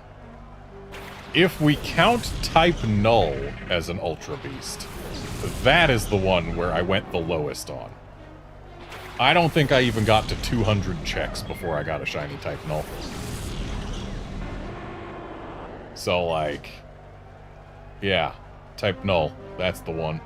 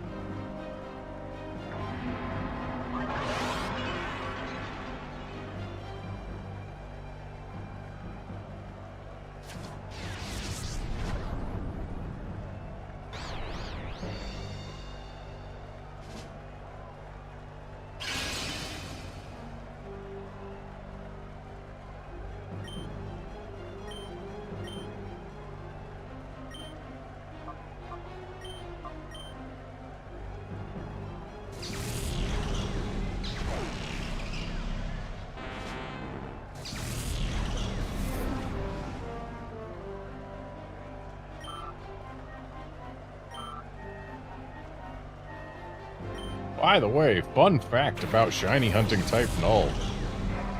If you want to make it go faster, make sure your party and all of your boxes are completely full before Wick tries to give you the type Null. Because if that happens... Really, it used mirror code on specifically Typhlosion? What a jerk. But yeah, if your party and boxes are all completely full before Wick tries to give you type Null, then she just won't give it to you, and you can go claim it from her, or I guess Gladion if you're playing Sun and Moon instead of Ultra Sun, Ultra Moon. You can go claim it from whoever's going to give it to you at the Aether Foundation later on, and there is a much shorter dialogue to mash through. So yeah, that's what I did. Just ported in everything I could from Pokémon Bank. Because my bank is still quite full, actually. And yeah.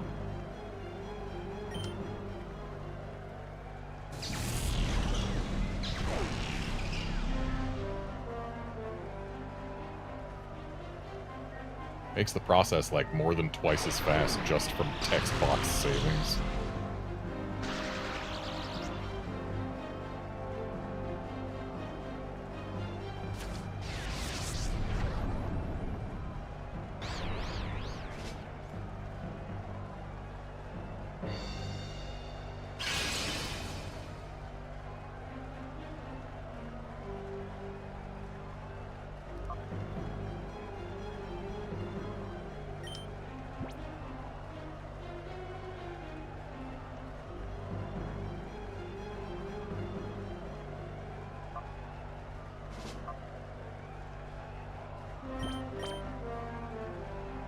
Oh, right. Shadow tag. That's a real thing. Yes, Guard, having the full dex, I believe, does in fact make it even better. I could be wrong on that count. It's possible that the Shiny Charm doesn't apply.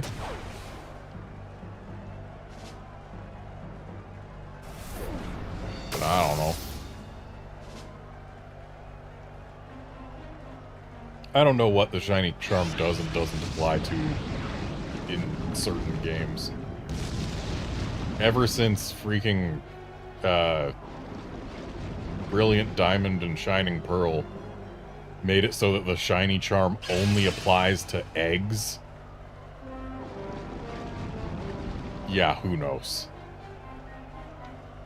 But, and in Sword and Shield, the Shiny Charm didn't apply to stationary legendaries, like the Reggies. But if anything was going to not have the Shiny Charm apply, I would assume that it would be specifically the gift Pokemon. At some point, I'm going to have to try and get a shiny Partner Cap Pikachu from Ultra Sun, Ultra Moon, because you can. They made an oopsie when trying to shiny lock it. And instead of being shiny locked all the time, it's shiny locked for one specific shiny ID. Which means that the chances of it being shiny locked are the same as the chances of a Pokemon being shiny to begin with.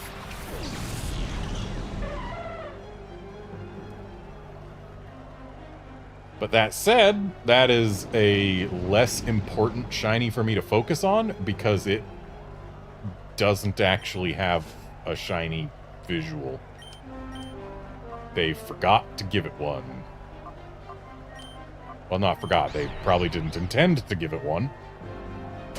So it looks the exact same, but if you send it out in battle, it does have the shiny sparkles. And if you look at it in the menu, it does have the little shiny mark thing. So, it is shiny, even if it doesn't look like it.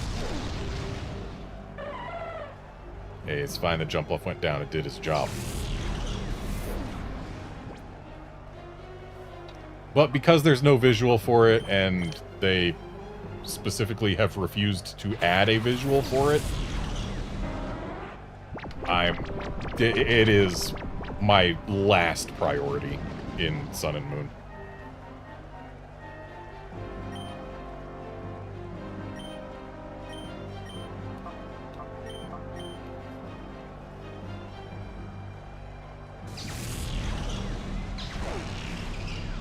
Current priority for Sun and Moon shiny hunting, Gen 7 shiny hunting, I guess, is to get all the Pokemon that are most easy to find shinies of here. And I did note before that while the Max Adventures or whatever do have higher shiny odds for these legendaries, it's 1% instead of standard odds. When you can do so many more checks so much more quickly, the average time to shiny is much lower here in Ultra Sun, Ultra Moon than it is in Sword and Shield. And thus, this is where I go.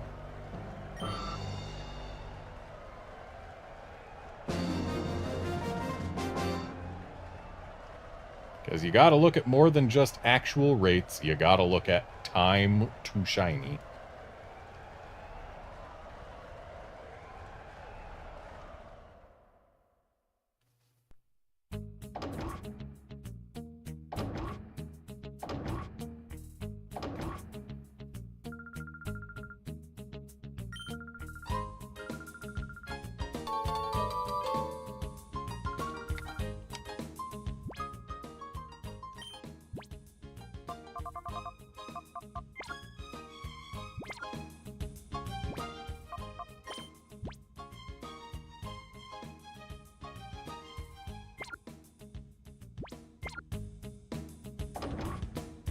Yeah, Guard, between some legendaries being just rough to battle in the max raid den adventure things, there's also the fact that just getting to the legendary takes, like, sometimes 20 minutes. So yeah, it's one of those where, like, yes, the odds are good, but it takes so long and some of them are so annoying that, yeah, you're better off finding them elsewhere if you can.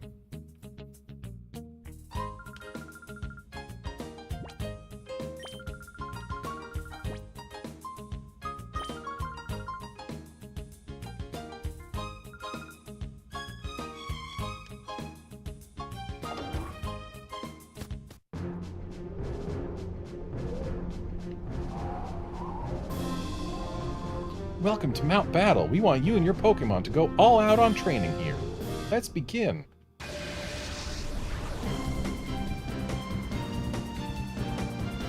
Seriously, who came up with the names for the trainers in this game?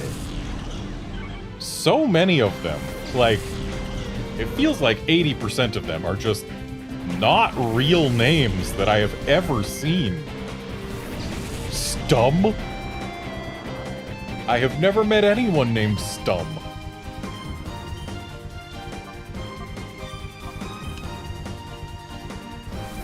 Like, it's entirely possible that someone out there in the real world could be named Stum. But I've never seen anyone named Stum. I've met a lot of people. I've read a lot of names. And most of the ones in this game I have never seen anywhere else. Under any circumstance, ever.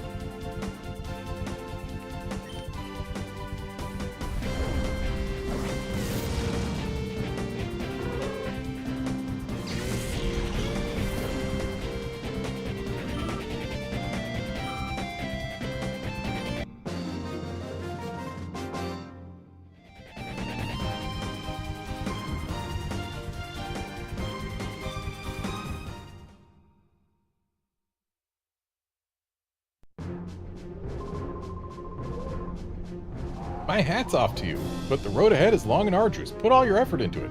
Also, you never had a hat to begin with.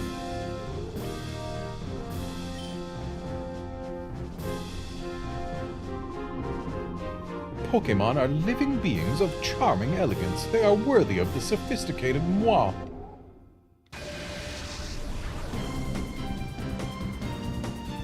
Sius? Kios? Seriously, what is with these names? Like, most of the names are 4 letters long and are just assemblages of letters that could, in fact, make a syllable.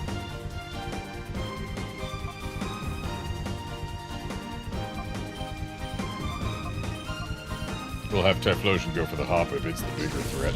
Also, I should probably change to Pokemon who more need XP in front, huh?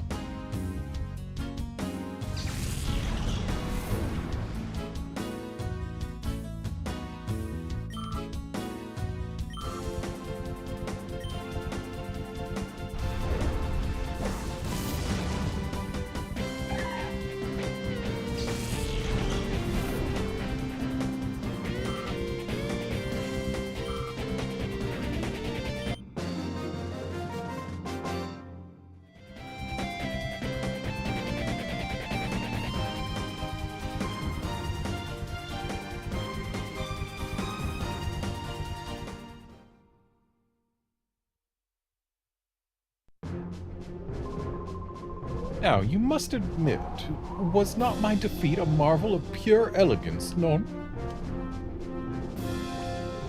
I don't get why it has to ask us if we want to advance to the next zone. There isn't a thing that I don't know about Pokemon. I know it all.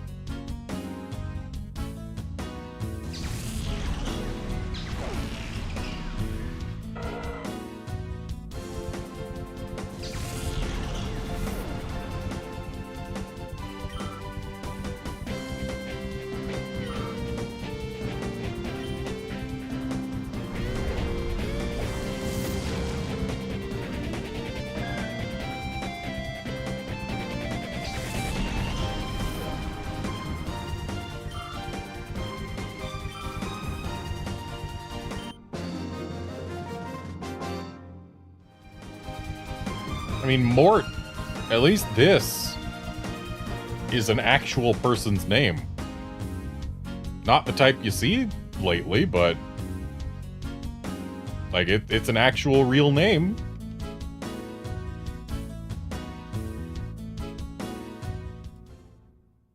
Unlike Stum.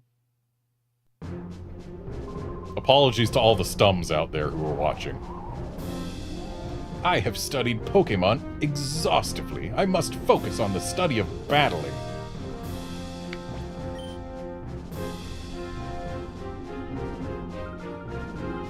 Oh, did you wish to battle? I won't rein in my Pokemon. Oro.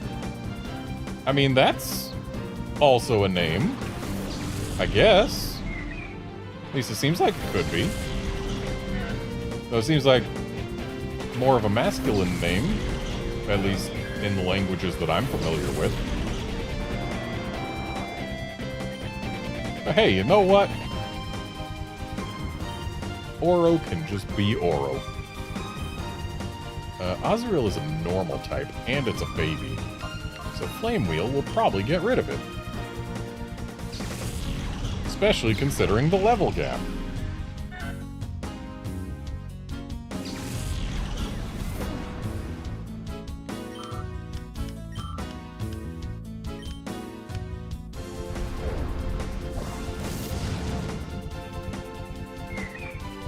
If I had known that Mount Battle would start its battles against level freaking 17 baby Pokemon, I probably would have done this earlier.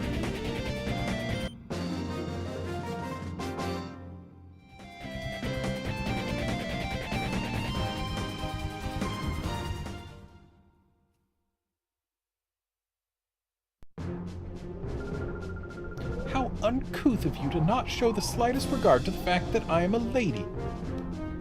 You're a child, is what you are.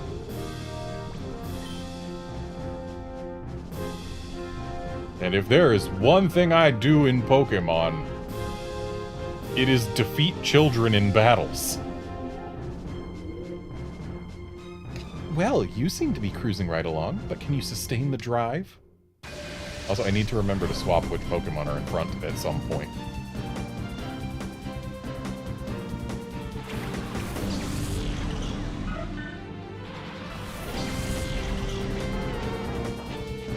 Yeah, Azurill changing genders and types when it evolves sometimes was definitely interesting.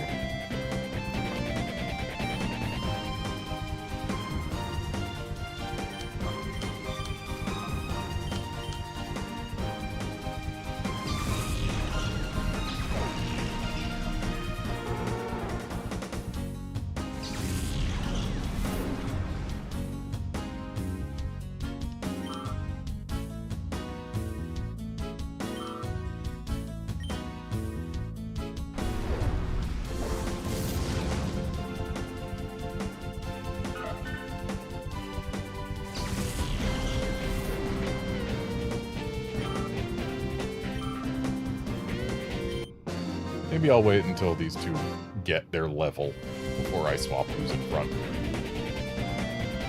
Because they are so very close to leveling.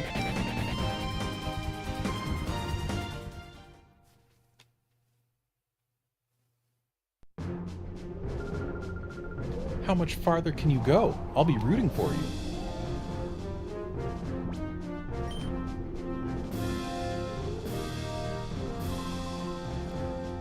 Big guy, you don't look very strong.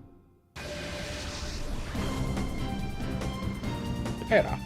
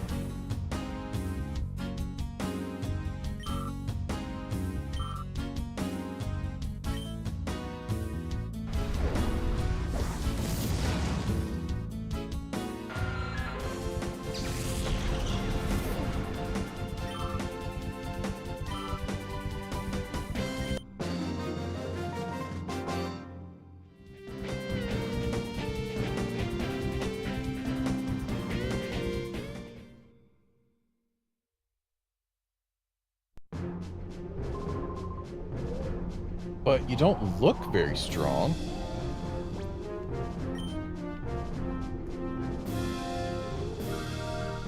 Let's start our lesson on Pokemon battling.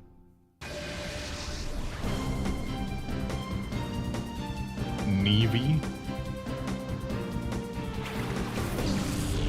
Nevi? If there wasn't an N there, it would be a name that I could totally accept. But the N makes it just unusual.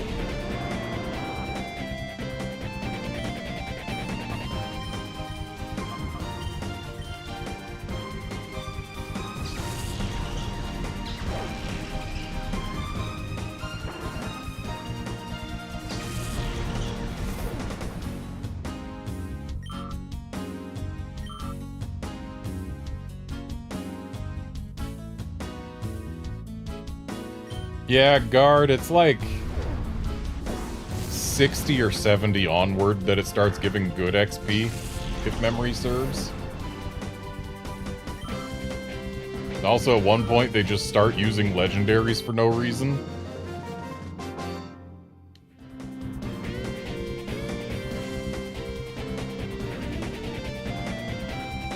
Yeah, the good XP definitely ain't down here.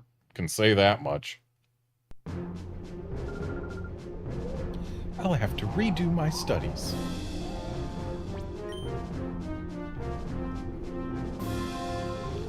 You there? Are you working out your bot every day?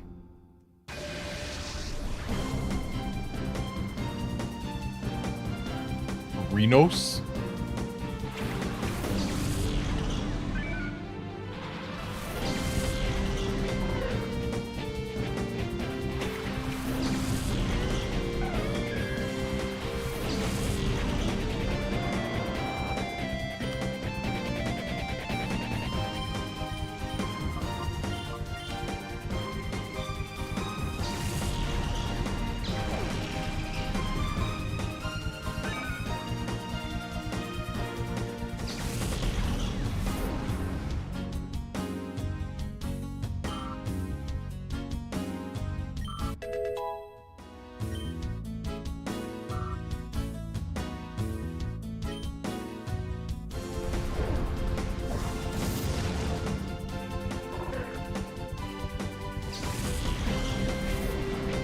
I like Trapinch's Cry.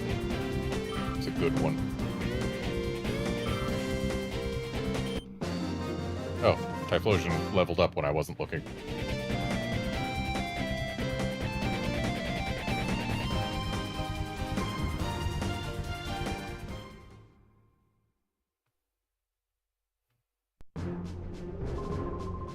I should have been working on my Pokemon rather than my bod. Ha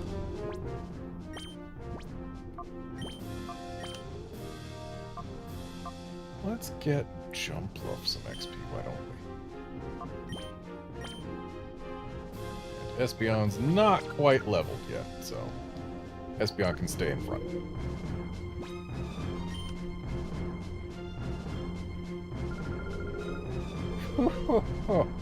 Do you think you can take this old woman?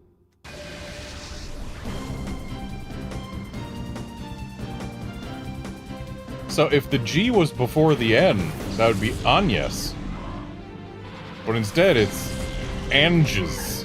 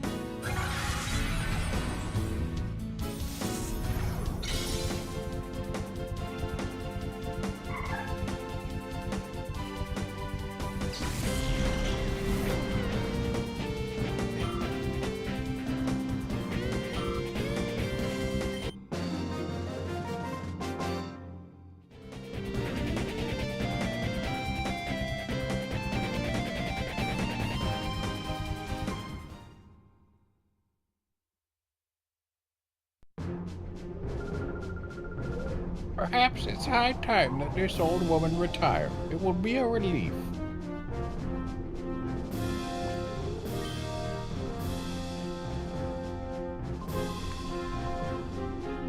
Hi, Redmond. I've been waiting for you. Are you ready for some serious training? Even though you saved me, a battle's a battle. Let's not waste any time.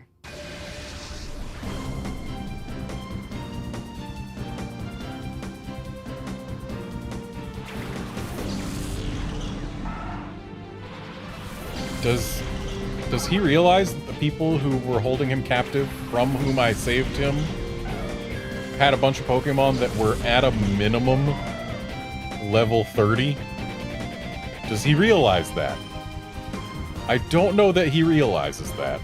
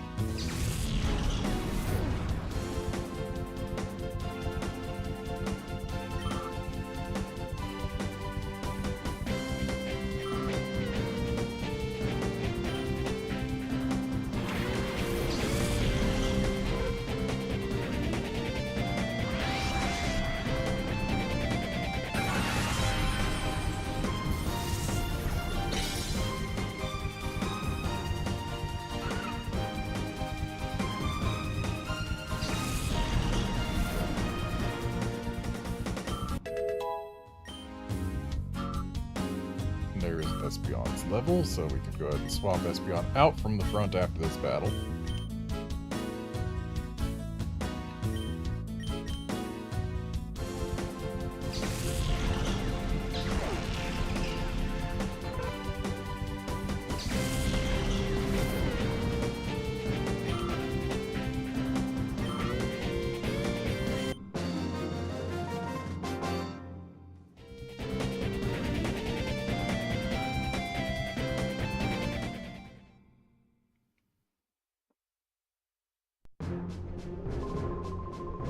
You've cleared Area 1. Congratulations, you really are talented. Now go on, someone will give you Poke Coupons in the break room. Yes, you're talented for getting through, what was it, like, maybe 28 Pokemon that were all level 20 or lower? Yes, what a fantastic job I have done. Truly. I am a battling prodigy, the likes of which this world has never seen.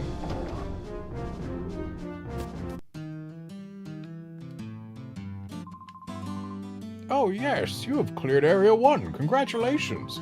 Here are your Poke Coupons for surviving the Knockout Challenge. Would you like to go on to the next area? I like your challenger spirit. Show them what you're made of. And we've got a PC here?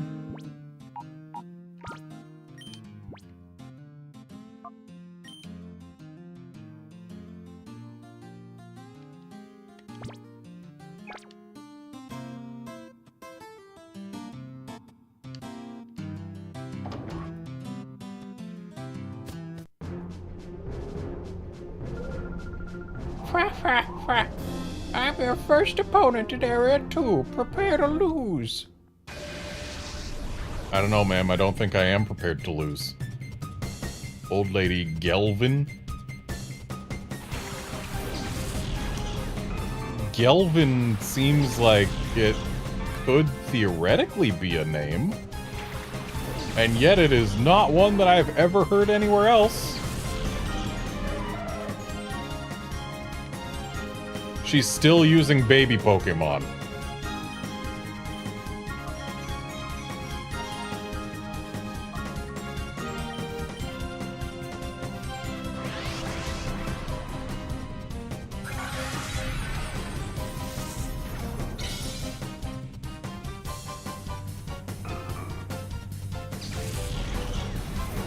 I wonder how far into Mount Battle we have to go before they stop throwing actual babies at us.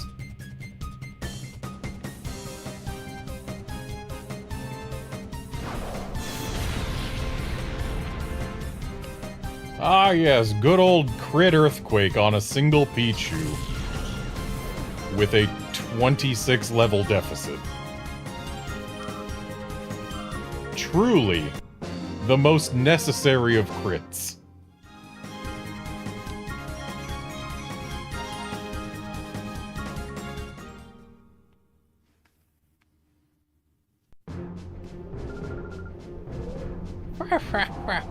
Well done, young one. You keep that up for the rest of this area.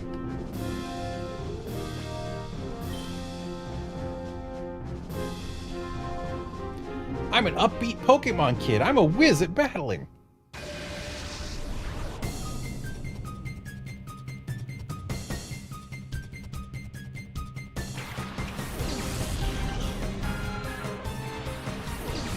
Abe? Abe? Either way, definitely not an English name, that's for sure.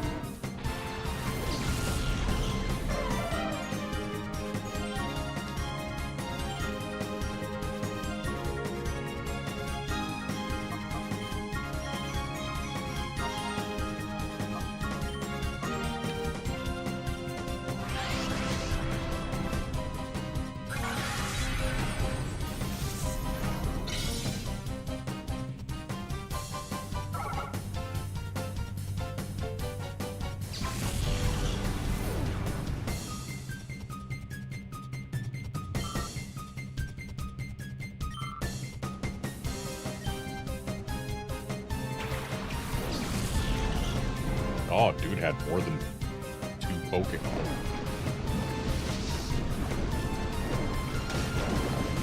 And technically, none of them were babies.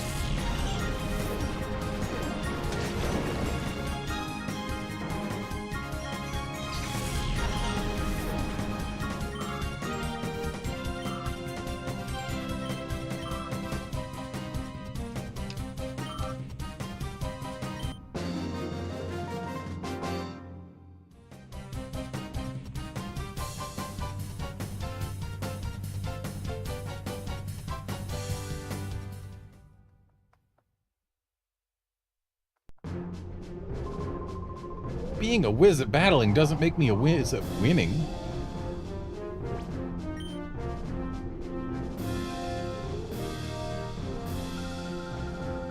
Okay, honey, let's work up a little sweat with our Pokemon battle.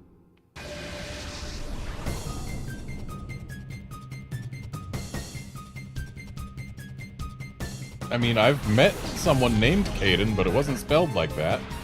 Also, he was a boy.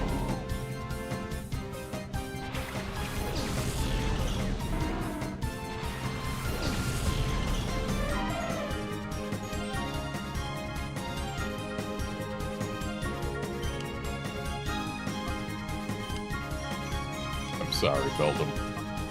I'm so sorry.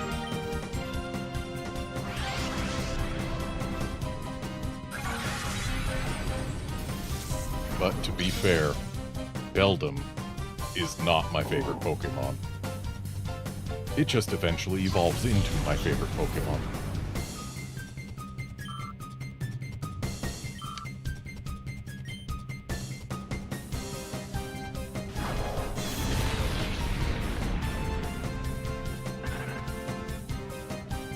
Hydration check.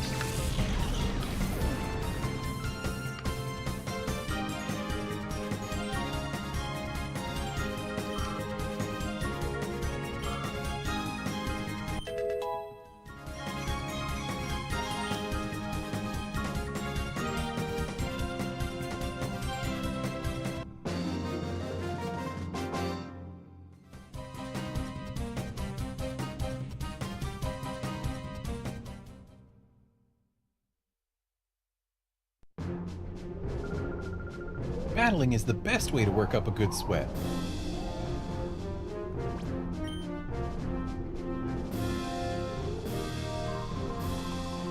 I'm not very interested in training. I'm strong without any training, you see.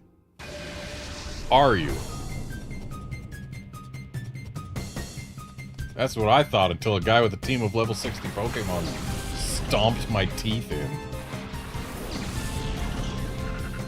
And clearly that's how you're going to feel until someone with Pokemon 30 levels above yours does the same. I guess, in this case, only like...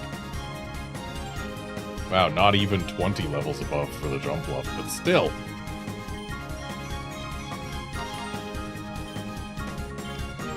I know ground isn't very effective against grass, but I don't think it's gonna matter.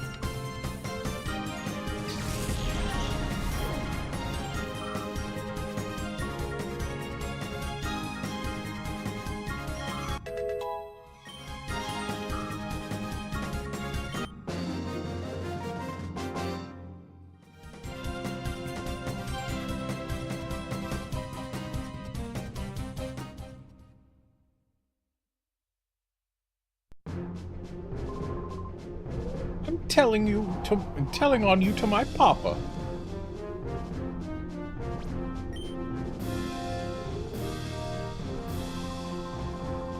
I'm all fired up and ready to rock. I'm playing this totally seriously.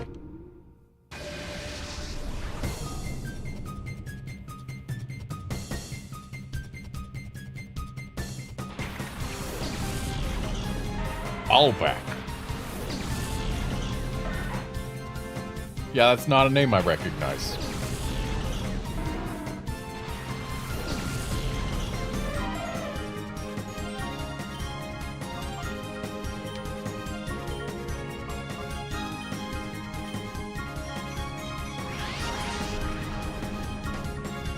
Legit, it might have been faster if I just called to jump bluff instead of having it use a move.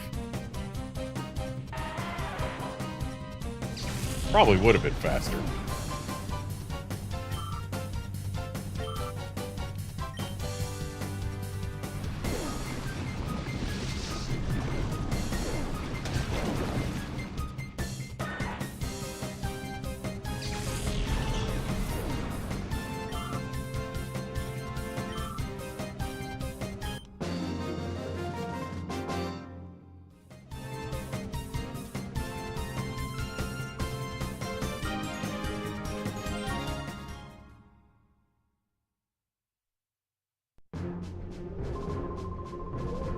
I didn't do enough warm-up exercises. That must be it. Yep, I'm convinced of it.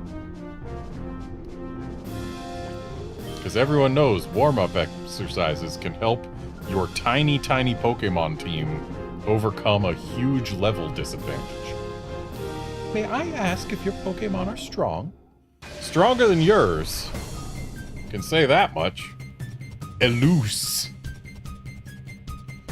That is a made-up name. I'm pretty sure. I have certainly never seen it or heard it in any other context than specifically this one.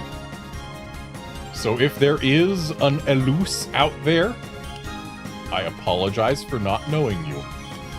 But if there isn't, who the heck came up with the name Eluce?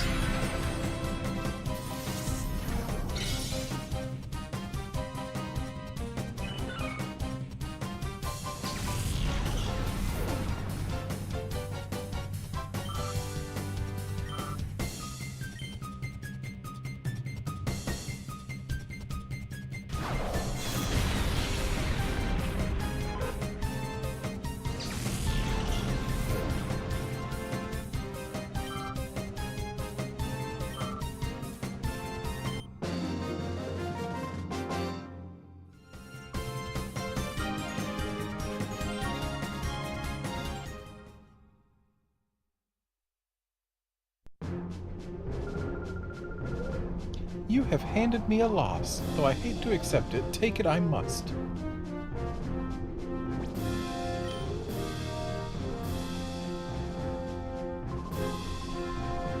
Hey-ya! We shall battle with nobility and honor. Expect no mercy for your youth. Mets. That's a sports team. But spelled wrong.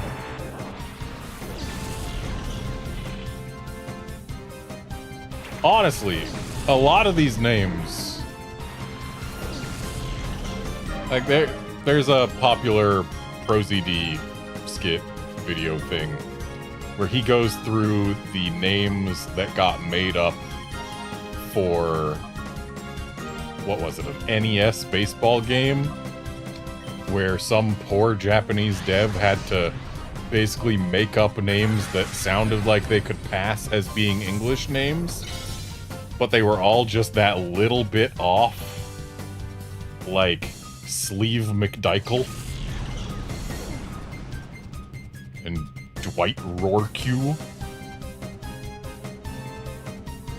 This feels like that, except they weren't trying as hard to sound like actual English names.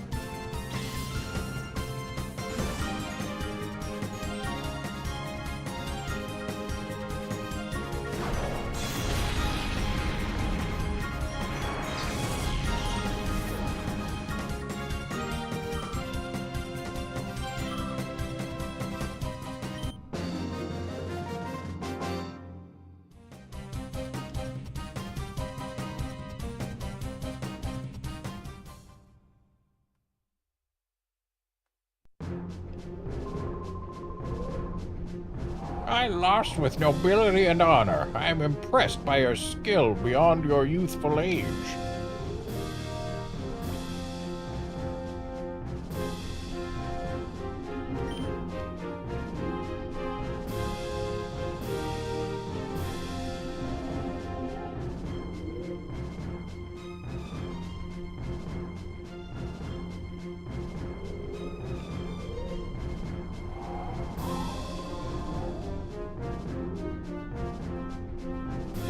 Behold my elegant battling.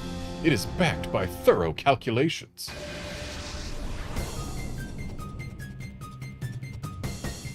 Roic.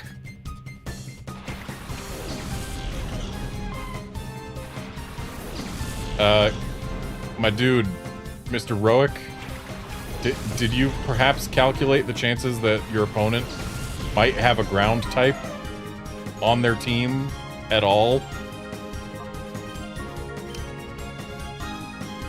I don't think your calculations really took that into account.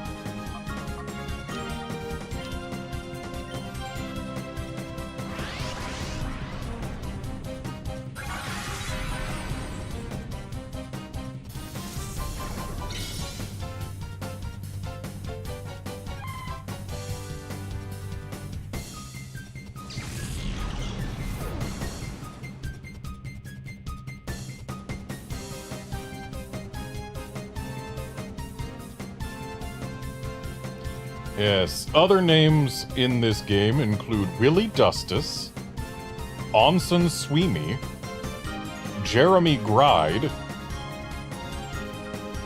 Daryl Archideld. I'm sorry, it was Scott Dorque, not whatever, Rourke. Scott Dorque, Anatoly Smorin, Shone Furcott, Ray McSriff, Dean Wesry, Glenn Allen Mixon, Mike Truck, Mario McElwain, Dwigt Rorchigel, Raul Chamberlain, Tim Sandale, Kevin Nogilny, Carl Dandleton, Tony Smerick, Mike Cernandez, Bobson Dugnut, and Todd Gonzalez.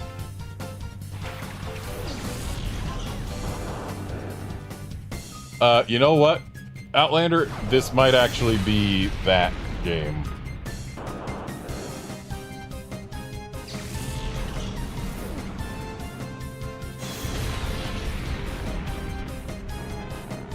But yes, there's a link to the video in question. Feel free to open it in a separate tab.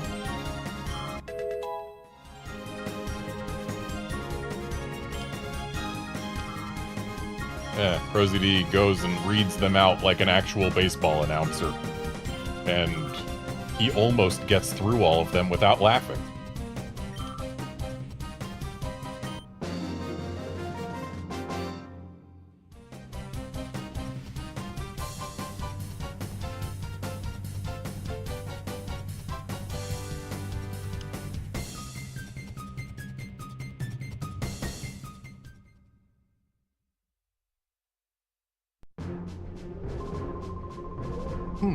Weird. According to my calculations, this should have happened, causing that to happen. This should have happened, causing that to happen. Yeah, I think this dude just didn't calculate the chances that his opponent could have any ground types. Are you my pupil today? I believe in aggressive teaching.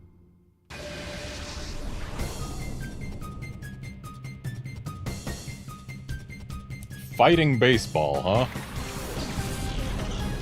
Oh, what they were fighting was clearly the difficulty of coming up with names that sound like actual real English names.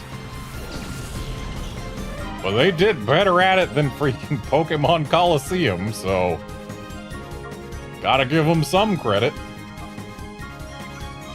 And we're just gonna call jump left, because yeah, it'll probably be faster.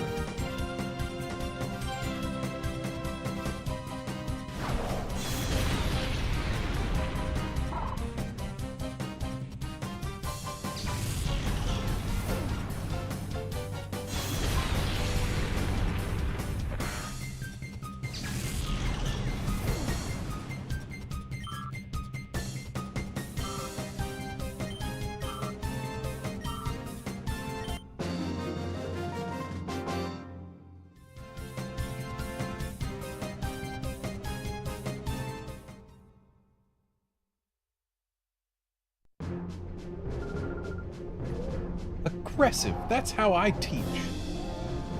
I hope we're ready for the boss of Zone 2. Yeah, hooey, I'm Arth, the genius area leader of Area 2. That's me, Arth. So, I doubt that it was on the devs' radar in the slightest. Okay, let's see if you can go on or not. Battle, battle! But, the word we have for bear, like the animal, bear. If memory serves, its origin traces back to, like, some old time when it was not actually the name of the creature, but a descriptor of the creature. Because there was some belief that to say the name of the creature was to summon the creature. Like, if you said its name, it would make one come and show up when no one wanted that. So they used a pseudonym, Bear. They called it by a descriptor or whatever. And like Ursus, etc., it's all descriptor, and the actual original English term for the creature, or whatever language term it came from, the original term for the creature was lost or something. At least this is how it goes. I have read something to that effect. And we don't know what it was originally called, but based on the different roots and like Ursus and Arctus and stuff like that, we can make guesses. And I believe what people have settled on as the most likely term for the name of the creature that we call a bear was Arth. Of course, I could just be entirely misremembering a thing that I read over a decade ago. That's also possible. But it's stuck in my head, and seeing his name be Arth brought it straight to the forefront of my mind. So, like, it's gotta be at least close, right?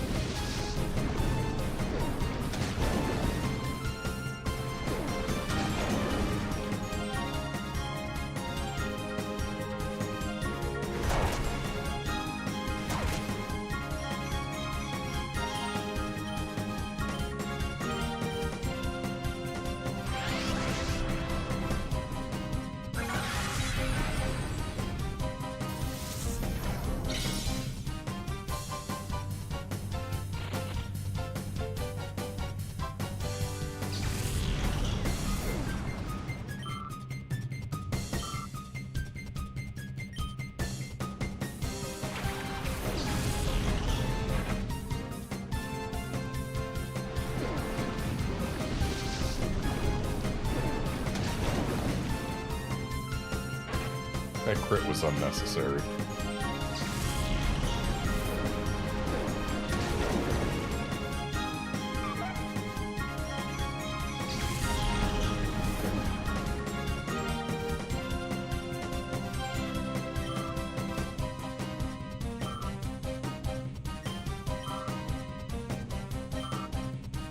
So, what's the one thing bug-type Pokemon are known for? If your answer was evolving before level 20, then you are a better Pokemon trainer than this guy I'm battling.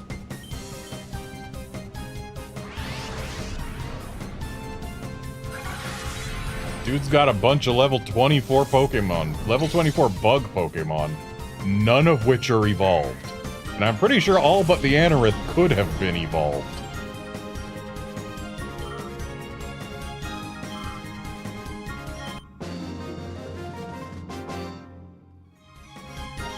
Dude could have had a Ninjask and a Shedinja. But no, instead, he's keeping that Nincada.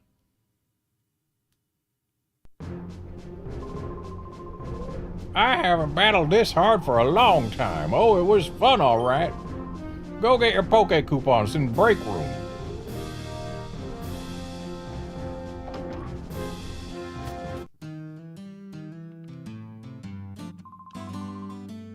Oh yes, you have cleared Area 2. Congratulations. Here are your Poke coupons for surviving the Knockout Challenge. Would you like to go on to the next area? What if I say stop? Next time you can start a new challenge from the next area or from any area you've already cleared.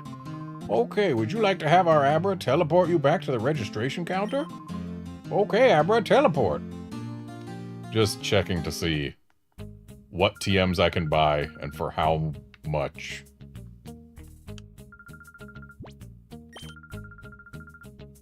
I don't have enough? Jeez! So, we need a lot of coupons. We have gotten 300 so far. They, better start giving us a lot more per area, or else we are never getting these. As much as I would absolutely love to get my hands on Ice Beam and Flamethrower.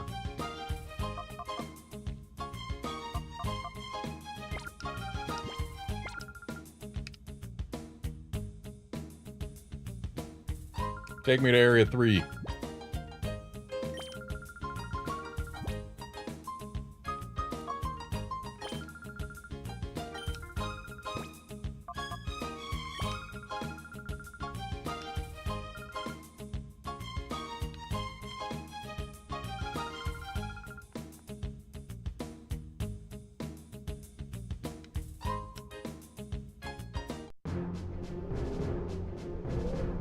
Yes, I have almost 10% of the coupons I need for 1 TM.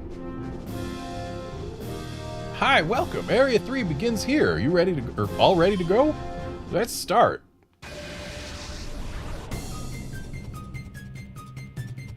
Hey, that's a color.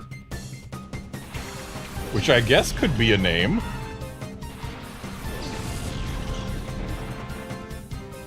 It's not a color in English, but it is a color. Gris. Or grease, as it may be. Depending on what language you're speaking and trying to pronounce it in.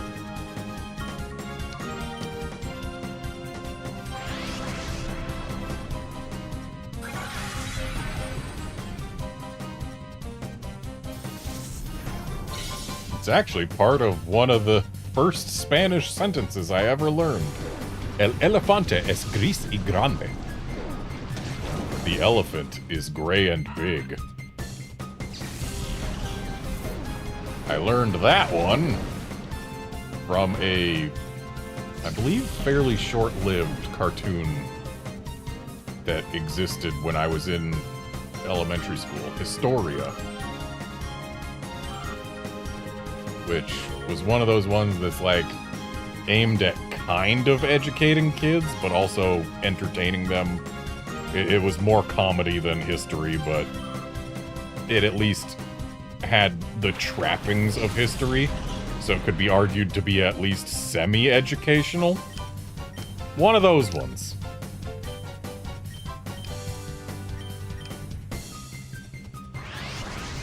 At one point, one of the kids in the show was singing like, El elefante es gris y grande, repeatedly.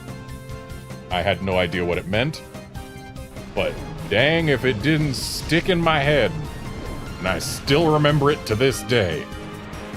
I learned later what it meant.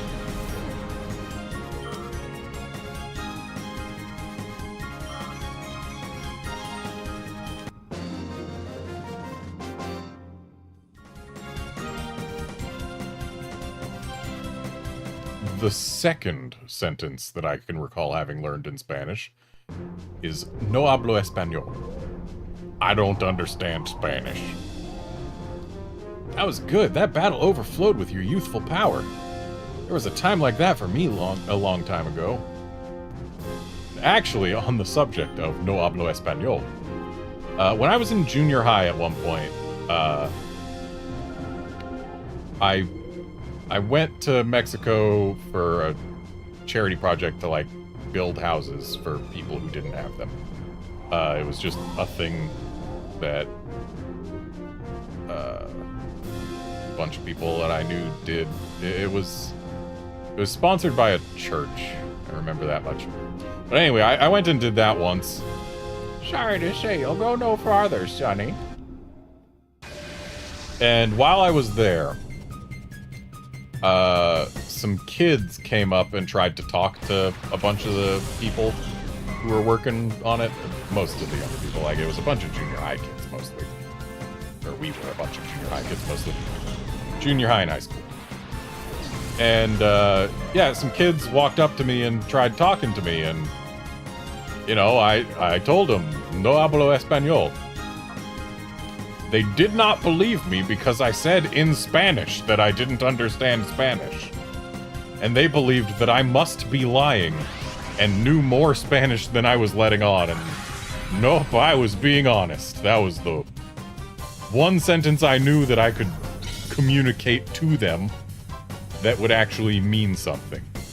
And I didn't break out El elefante es gris y grande because I have a feeling that would not have helped my case that I don't understand Spanish.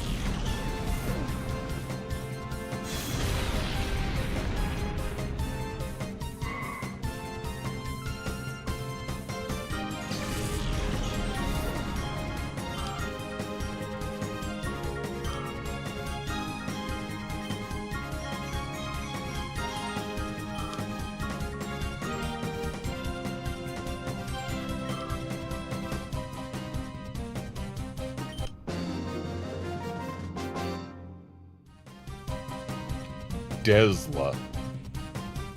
Yeah, that's not a name I recognize either. It's close to a name I do recognize that has unfortunately been dragged through the mud by a certain horrible man. Show some compassion for the elderly. A certain horrible man who is divorced from facts and reality, but has enough money that he can pretend otherwise. Battling is about physical strength.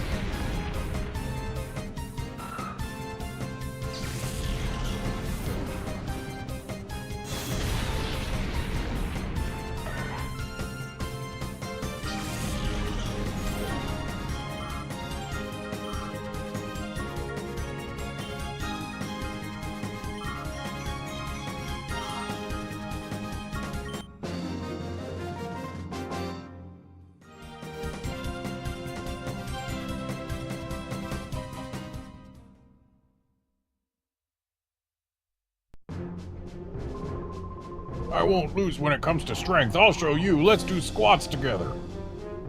Let's not.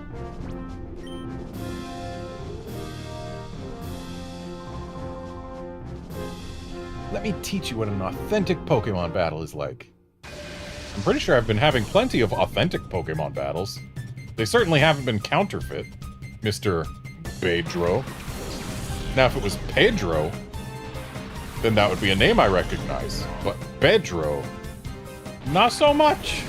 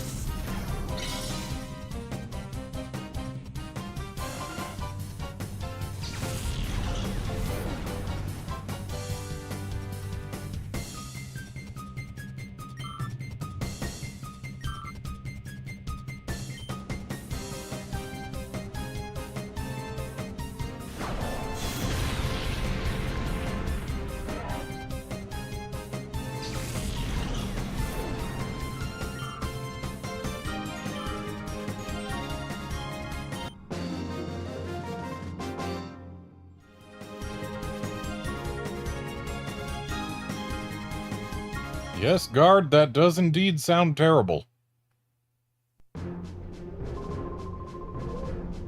I confess, I don't know off the top of my head what Metal Burst does.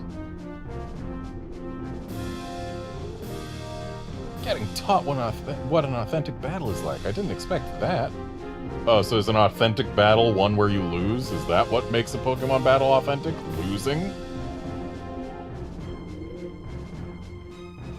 Let's see here. Metal Burst. Retaliates with much greater force against the opponent that last inflicted damage on it. Okay. Damages the last Pokemon to hit the user with 150% of the damage inflicted on the user. I mean, at that point, why not just have them have Endeavor? I guess Metal Burst can KO and Endeavor can't, but... yeah, just bring back the Focus Sash Endeavor Quick Attack meta. Don't make fun of me because I'm little.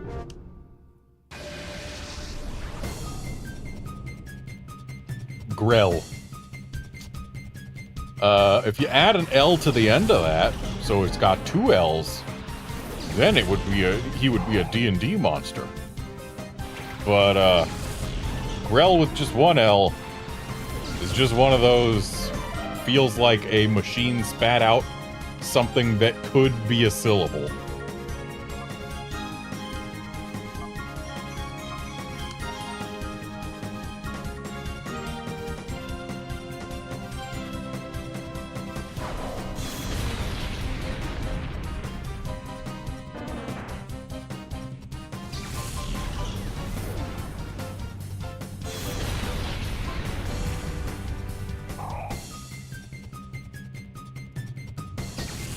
Though again, I am horribly sorry if anyone watching this actually has one of these names that I don't recognize as a name. So I imagine the chances of that ever happening are very, very low, considering A, I have low viewership, and B, I've never heard these names before in my life. So what are the chances that someone has this name and watches this video? I would imagine extremely slim.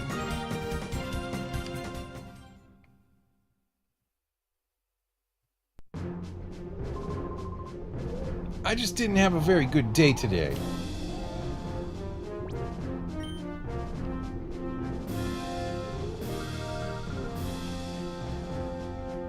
Guard, the jump left didn't listen to me because I called to it instead of telling it to make a move.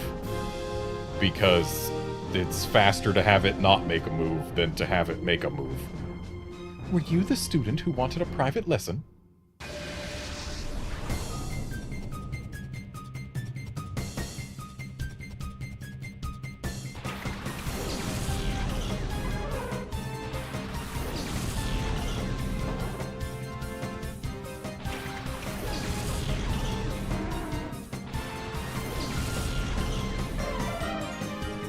I wasn't paying attention to what this teacher's name is, but we'll see it soon.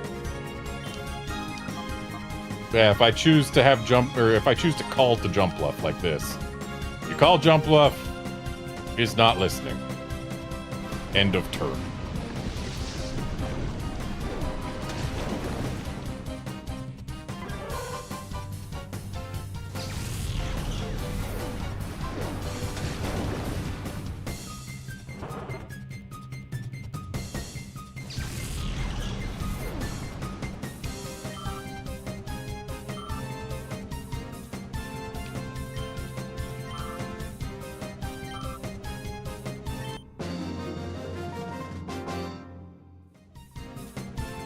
Loaded. Yeah, not recognizing that name.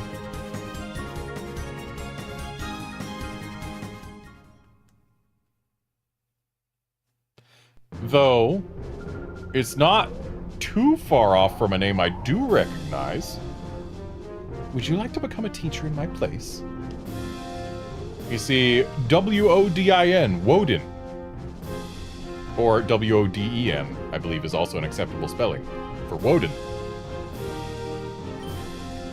Who is better known as, or I believe is better known as Odin, Norse god.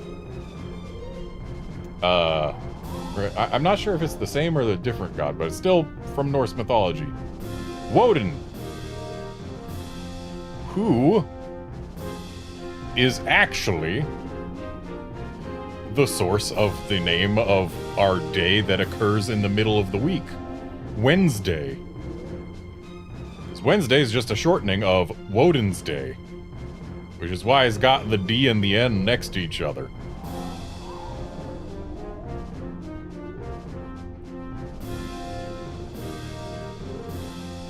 Willpower. Willpower makes the difference. Bring it on.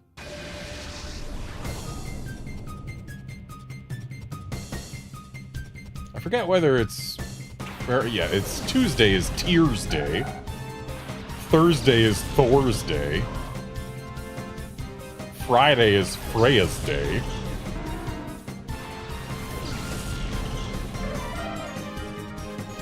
More than half of the days of our weeks come from Norse mythology, which is kinda silly when you think about it.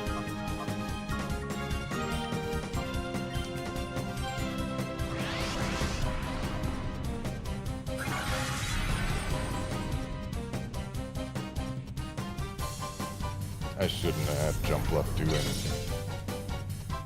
Or wait, Duskull doesn't levitate, right? Or, well, it doesn't matter, I use Surf.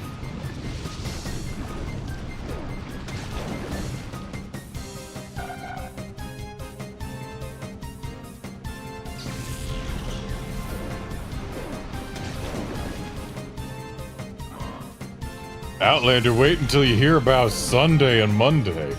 They are Sun Day and Moon Day. But yeah, and then Saturday, well, that's Saturn. Could be either the planet or the deity from antique mythology. But yeah, more than half of our days come from Norse mythology. Another one comes from, I believe it's Roman, is Saturn? Yeah, so another one comes from Roman mythology. And then the other two are just celestial bodies.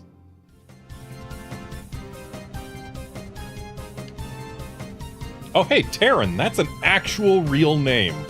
Verified. There was a girl in my high school named Terran. This is a fun old man, though. But then again, historically, if you look at, like, the 100 most popular male names going back, like, the last 100 years or whatever. Actually, I didn't read what he said. I think I was a little lacking in the willpower department. But, most, if not all, of the 100 most popular male names of the last century were at one point also in the 100 most popular female names. At one point in history. Like, the names have flip-flopped on which gender they belong to.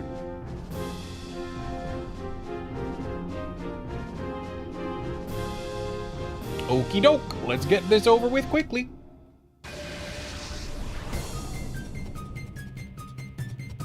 Solic. Solic is one letter off of the last name of one of my friends. So, I can't make fun of this one too much. It's actually 2 letters off, it's missing a C. But still, it's close to the last name of one of my friends.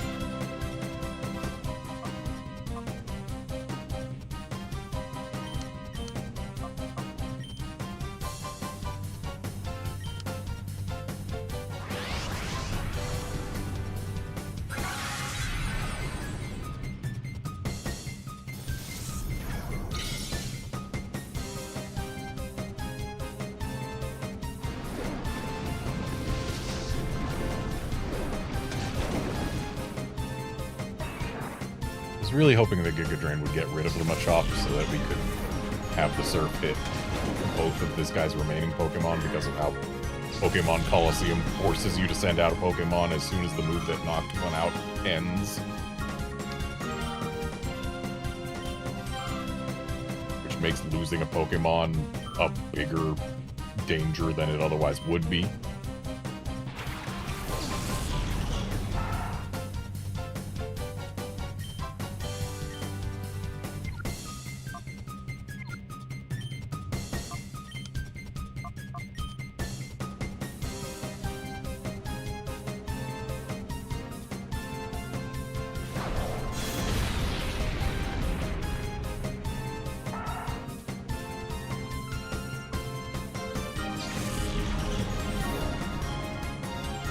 You know, when it comes to days of the week,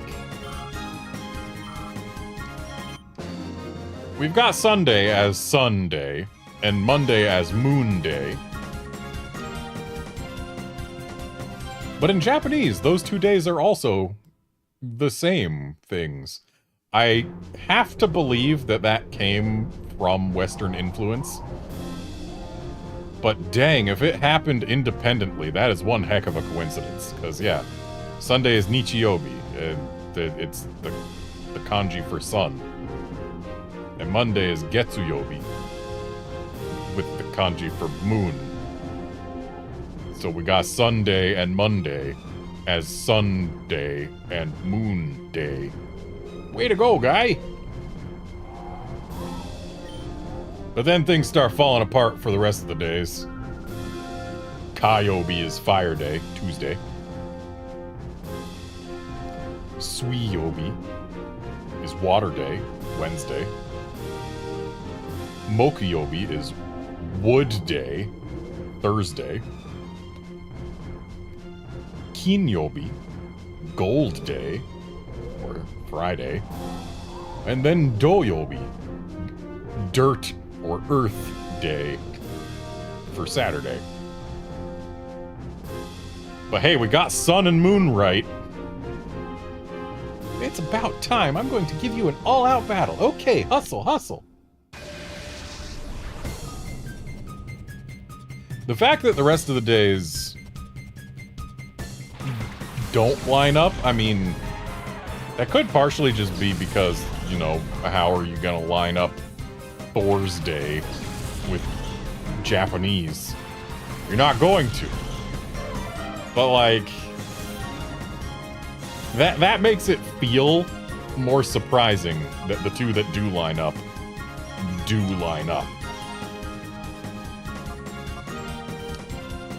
I should have used Earthquake. It would have been super effective on both of those. I went with Surf because, oh yeah, that'll be quadruply effective on Geodude. But that choice may make this take 2 rounds instead of 1. It did, in fact, make it take 2 rounds instead of 1. I made a poor choice.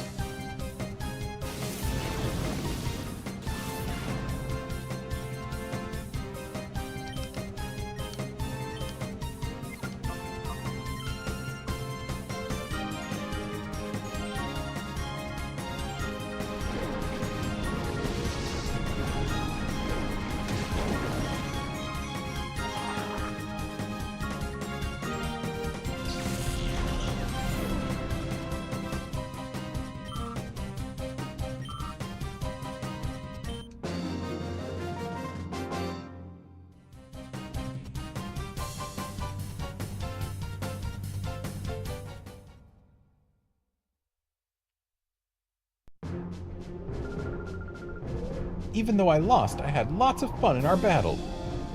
Also, Weena. Wina? It's one of those that's, like, close to being a name that I recognize, but not quite there. Alright, number 30. Welcome, I'm Renson. I'll be providing the finishing touch to Area 3. See, Renson is a name that I can fully believe is real.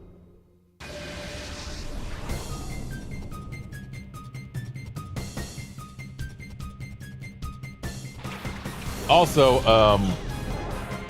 yeah, when it comes to days and their connotations, something I will always remember from back when I played World of Warcraft, when I was most into World of Warcraft, Wrath of the Lich King,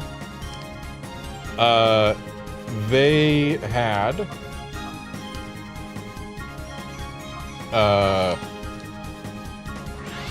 a bunch of characters named after Norse gods. And one of them was missing. Like, you had your Tyr, your Freya, your Mimir, all those things. Except, at one point, you know, we're trying to find these almost deific characters. And when we're searching through the mountains, looking in their domains to see where they are, none of them are home. They're all somewhere else. But one of them, their domain has been, like, all wrecked up and shows signs of a struggle or whatever. The one that has been all wrecked up And the one that doesn't appear elsewhere in the game is Tier. So Tier is just missing. Which is especially amusing when you consider that, at least at the time in World of Warcraft, Tuesdays were the maintenance days. So, the day where you couldn't play the game is Tuesday. Tier's Day. And Tier is missing from the game. Just one of those where it's like, oh, ha! I wonder if they intended that joke.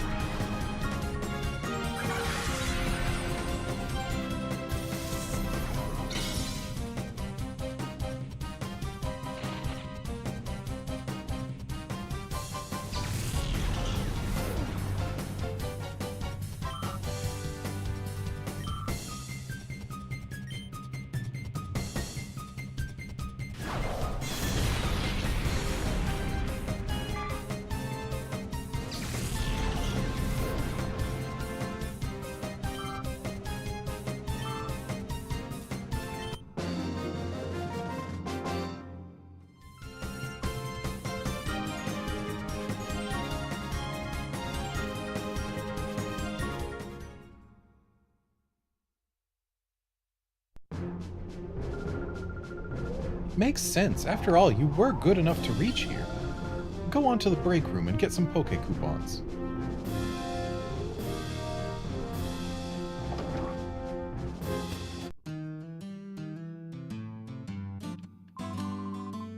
Oh yes, you have cleared Area 3. Congratulations. Here are your Poke coupons for surviving the Knockout Challenge. Oh boy, 400 this time. That right there, doing this one area, got me as many well, it got me more coupons than doing the previous two, I believe. And it got me a whole 10th of what I need for a TM.